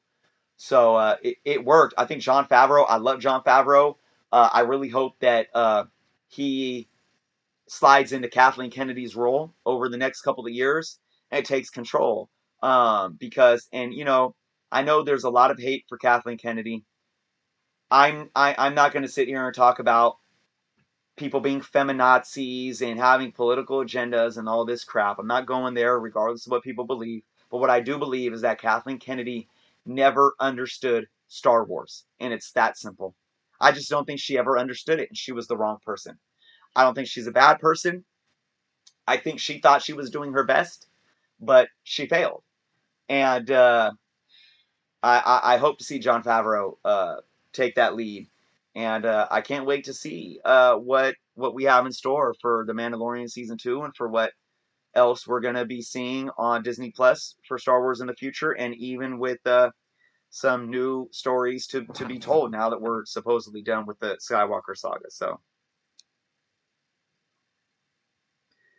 subtlety of Mandalorian was well done, absolutely. Yeah, yeah. I mean, Lucas. I mean, it's not that George Lucas came out and said, "I'm selling it because you guys stress me out," but there's enough context there if you like listen to interviews and you see what was going on. George Lucas did feel like he failed the fans because George Lucas wanted to take control. Even with the original ones, he gave up direct. He only, like, and correct me if I'm wrong, he only directed the first film, and then he brought other directors in for the second and third films. But he wanted to do everything because it was his baby for the prequels, and I'm not mad at him for that. Uh, and honestly, Revenge of the Sith is one of my favorite. It's at the top of the list of my Star Wars films. Maybe not the first two prequels, Phantom Menace, but people act like Phantom Menace is such a horrible movie. I know, Jar Jar is just silly and whatever, but Darth Maul in one of the most epic lightsaber battles of all time. And people hate on Hayden Christensen, but I'm sorry, I enjoy Hayden. Like, Hayden Christensen was this whiny, bratty, me. But you know what? I think he was supposed to be that. And I think what a lot of people don't understand is, like, people hate on corny dialogue within recent Star Wars movies, from prequels to the sequel trilogy. Guys, do we not? This is where it's like it perplexes me. My name's Luke Skywalker and I'm here to rescue you. Or, like, the original movies had corny dialogue. We gotta love it sometimes. We forget these things, man? And come on, we can't take it so seriously. So that's, yeah. So, anyways, man, I can rant about that for a long time. Okay, second question before and then one more after this.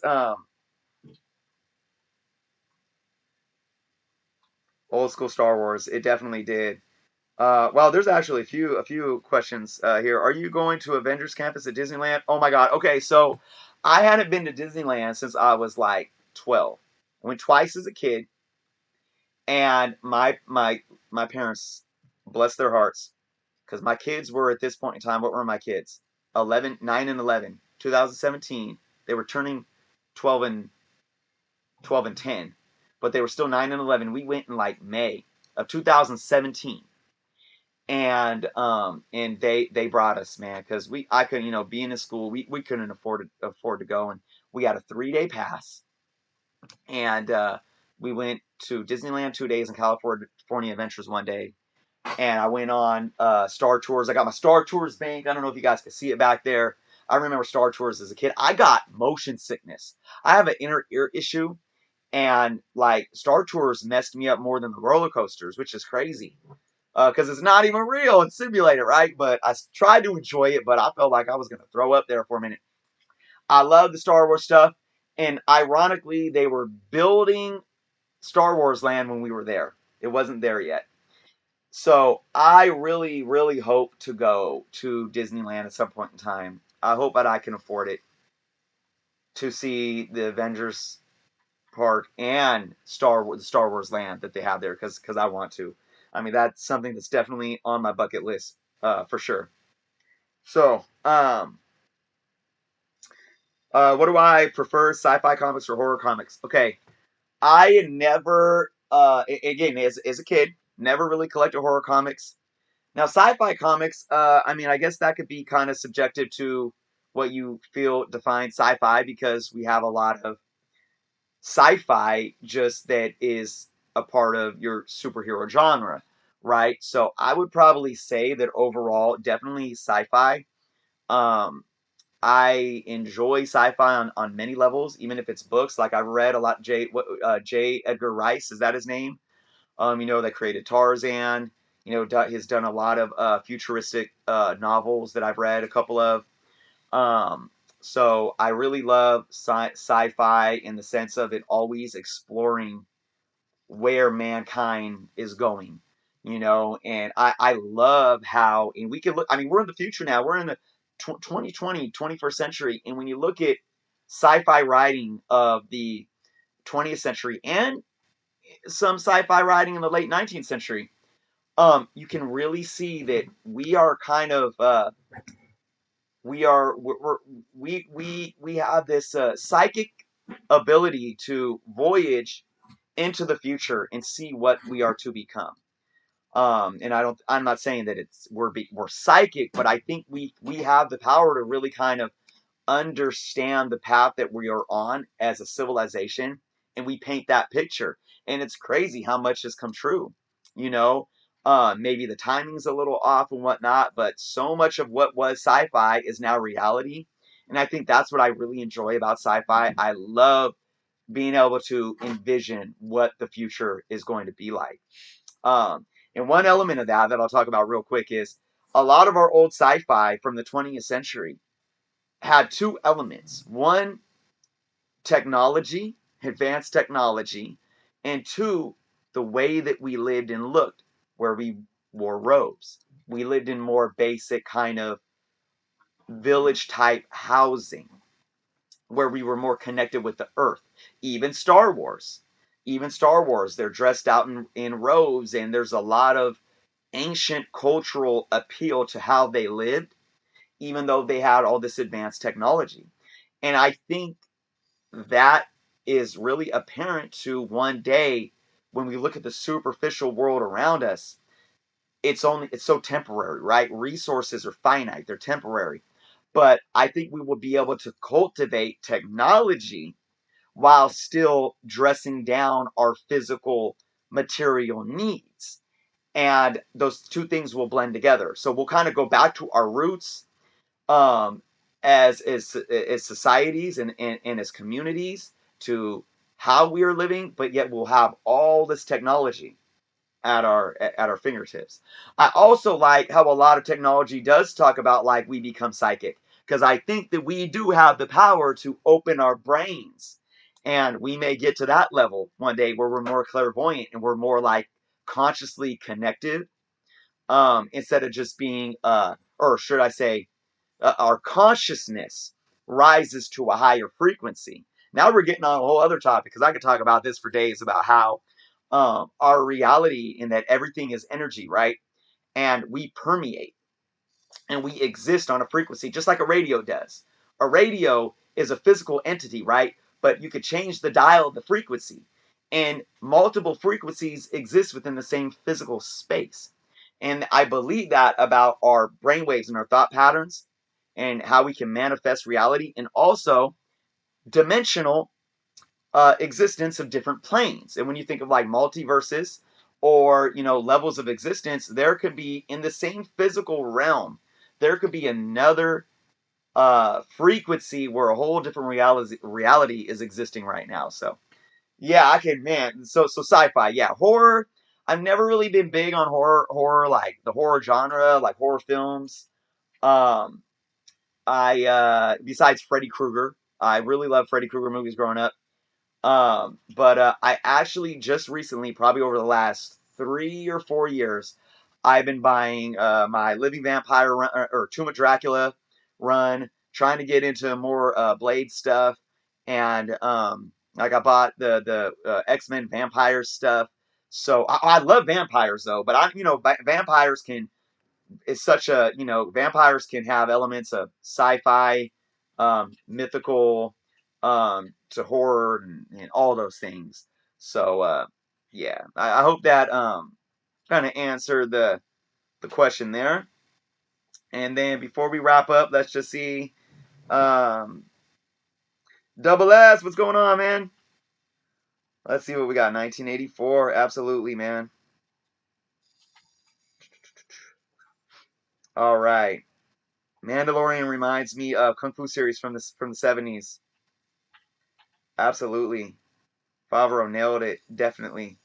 Um, all right, let's see. According and geez, it's just made Star Wars, right? Right. The cheesiness made Star Wars. What do you prefer, comics or sci-fi comics? So again, yeah, I mean, my collecting has always been superhero, you know.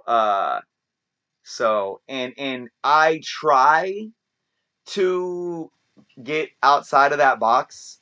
Like I said, I said earlier in the stream that I pulled to read lists. I pulled a lot of my independent stuff, like independent one shots or mini series, or even number ones. Like I just got a haul and I bought some like Image number ones and Dynamite number ones that I want to read just to kind of get out of the superhero genre, because it's so easy for me to just get stuck in that, and that's all I read, especially since it's the majority of my collection. But um, I definitely want to start being able to branch out a little more. So, what do I think of Hellraiser? Are you speaking of Hellraiser the movies or Hellraiser like Constantine DC stuff? Who is my favorite Star Wars villain? Darth Vader, man. It has to be. But I don't see. Here's the thing, man. I don't consider Darth Vader to be a villain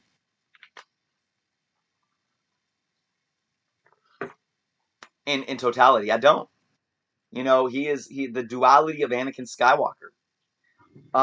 And I think that's what makes him such a great villain. And maybe we could talk about like I think you could say the same for Loki, and I think the movies, the MCU was brought that out really good, seeing the humanity. Oh, and I was just I was in a discussion on Facebook about Smallville. I just binge watched Smallville, and Michael Rosenbaum, I believe his name, but Lex Luthor on that show, the humanity that he brought out in Lex Luthor, such an amazing job, man, such an amazing job. And I was rooting for Lex for like the first 5 seasons. I'm like, Clark Kent, you're too much of a Boy Scout.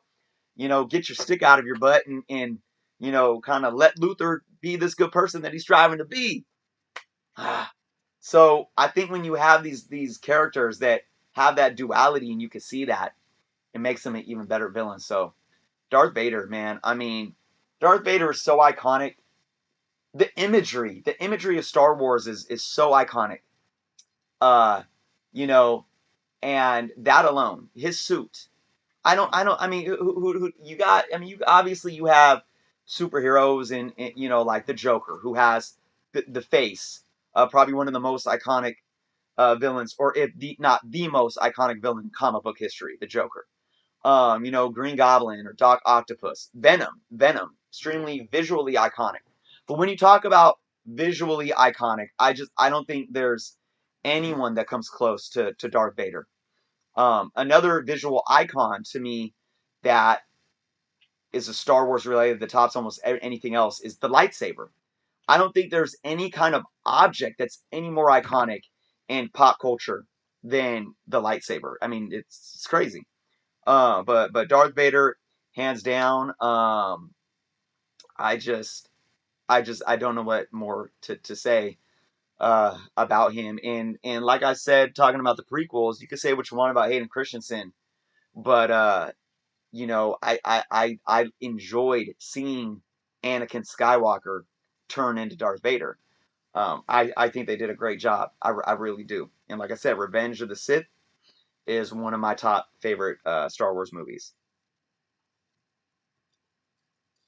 definitely Rey. So I love Star Wars so much, man. I mean, it's hard for me to like decide like you know which franchise is number one in my book. When you talk about Marvel or Star Wars, it's hard to put anything above Star Wars, man. Second Street Marvel, what's going on? Movies. Okay, double S. So, funny thing, and I know you guys, you might laugh at me. I remember watching one of the Hellraiser movies when I was really little and being scared out of my ass, and I think I had nightmares over it, and I never watched them again. Um, I'm trying to remember if I may have watched them like in my teenage day, drunk and high. Yeah, excuse me, I was a fool as a teenager, but I don't remember. So yeah, I know that's horrible, right? I mean, there's a couple things that like I haven't like films when we're talking about films that I haven't watched. Like I've never watched Thelma and Louise. Crazy, right? I mean, that's something that you think, I never watched that movie. The Hellraiser movies. Uh, there's a few others that I can't believe I haven't watched yet. So yeah, that's like a party foul, man. My bad, right? Favorite Spider-Man villain. Okay. Favorite Spider-Man villain. I'm gonna say Venom, and I've done this with a lot of these questions. It's not like a straight answer, right? I'm gonna say Venom, just in terms of me being a kid in that era, and here's Venom. He's the biggest, baddest villain ever. But I think ultimately, when you get down to storyline and the arc of Spider-Man and Peter Parker, you got to say Norman Osborn. You got to say Green Goblin. And that's why I was talking earlier in the stream about the Jerry Conway run, and writing this complex life of this teenager, college student at that time, this kid, this Peter Parker, with all these powers and the responsibility, right? And you know, the the idea of him finding his identity and his role in terms of what it means to have these powers and fighting for the loved ones all around him, and then having somebody like Norman Osborn, and for them to kill off Gwen Stacy. And what I love about this arc and the relationship between Green Goblin and Spider-Man is that Gwen never came back. I know there's been clones and all this stuff, and now we have the multiverse with Spider-Gwen, but Gwen, Peter Parker's Gwen never came back. And we know in comic books, people come back all the time. Aunt May's came back twice. Flash Thompson is gone, and I'm hoping they keep him dead. No offense, not that I wanted there, but I mean, he died. Keep him dead, right? Gwen Stacy died. And that is such a pinnacle point in who Spider-Man is and who Peter Parker is. And that's never changed. And it's all because of his relationship with Norman Osborn and Green Goblin. So, hands down, I gotta say, Green Goblin, man. I think Green Goblin holds the weight to Spider-Man that Joker does with with Batman. Maybe even I don't know want to say if it's a little more. It's a different dynamic, but that's what I would compare it to for sure. Right on, Don. Appreciate you joining, man. Keep up the good fight with trying to get more space in the house, man. Right, Lisa. Exactly. Like the relationship between Norman and Peter, and then the relationship between Green Goblin and Spider Man. I mean, absolutely, and made the layers, and then to have his son being his best friend, and I even like how they had Harry pick up the mantle too. And I think they did a good job of that. Sam Raimi did a good job of that in the movies as well, in the original Spider-Man movies. So yeah, man, guys, Wolverine versus Jedi Master. Who do you think will win? I'm gonna say Jedi Master hands down because I think the Jedi Master can manipulate, kind of like Magneto. Maybe can probably manipulate the adamantium in his skull and crush him. Yeah, Darth Vader or even, Yoda can just, grab Wolverine and crush him. But Wolverine heals. So what do you need? What do you need for Wolverine to die? Do you need to cut off his head? So yeah, man. I mean, the healing factor. I don't know if Wolverine would ever. Maybe Wolverine would tire him down because the Jedi Master would keep using the Force to like crush his skull and his skeleton. But maybe Wolverine would just keep healing and coming back until the Jedi was tired, and then Wolverine would just like climb up. I don't know. That's a good one though. That is a good one. My 12-year-old godson's middle name is Anakin. Oh, that's dope. That is dope. So, all right, guys. Well, I'm gonna call it a night here. I'm sure it's probably even later than it is here for a lot of you guys. My mouth is getting dry. Mm-mm. But I really, really appreciate everyone joining tonight and having this great back and forth discussion. Um, and maybe for those that do YouTube out there, and they have a channel set up, maybe one day, some of us can kind of facilitate like a back and forth where we can broadcast to all of our channels and kind of see each other face from face and kind of have a face to face discussion. I'm definitely open to doing something like that on my channel as well. And and then for my 1,000, almost at this point, 1,500 subscriber contest, please guys keep a lookout for that. That's going to be awesome. And I should have a video up within a week or so about that. So, all right. Oh, Isaac, I'll answer this question before we go. Do you have any Deadpool comics in your collection? If so, what is your favorite comic? I do have Deadpool comics. I do believe, and I'm not hating on anyone that likes Deadpool. I think Deadpool's overrated. I love Ryan Reynolds. I love the Deadpool movies.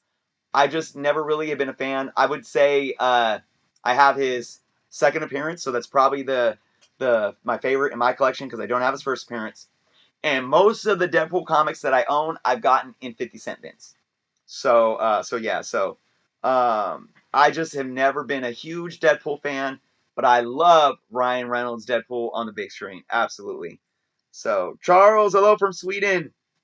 I am about to sign off, Charles. I don't know if you just hopped on, but I appreciate you joining. This video will post to my channel, guys, so it'll be there if you guys want to watch it in full or in part. It's been a long one, so Cameron, I appreciate you joining. Lisa, thank you so much for coming again to a live stream. I appreciate you all, guys. Like I said, big thing that I hope everyone checks out is my subscriber contest video that I'll be posting in about a week's time. So, all right, guys, I'm gonna go chill, get some rest, look for some more videos and content this week. Thank you guys for hanging out, and until next time.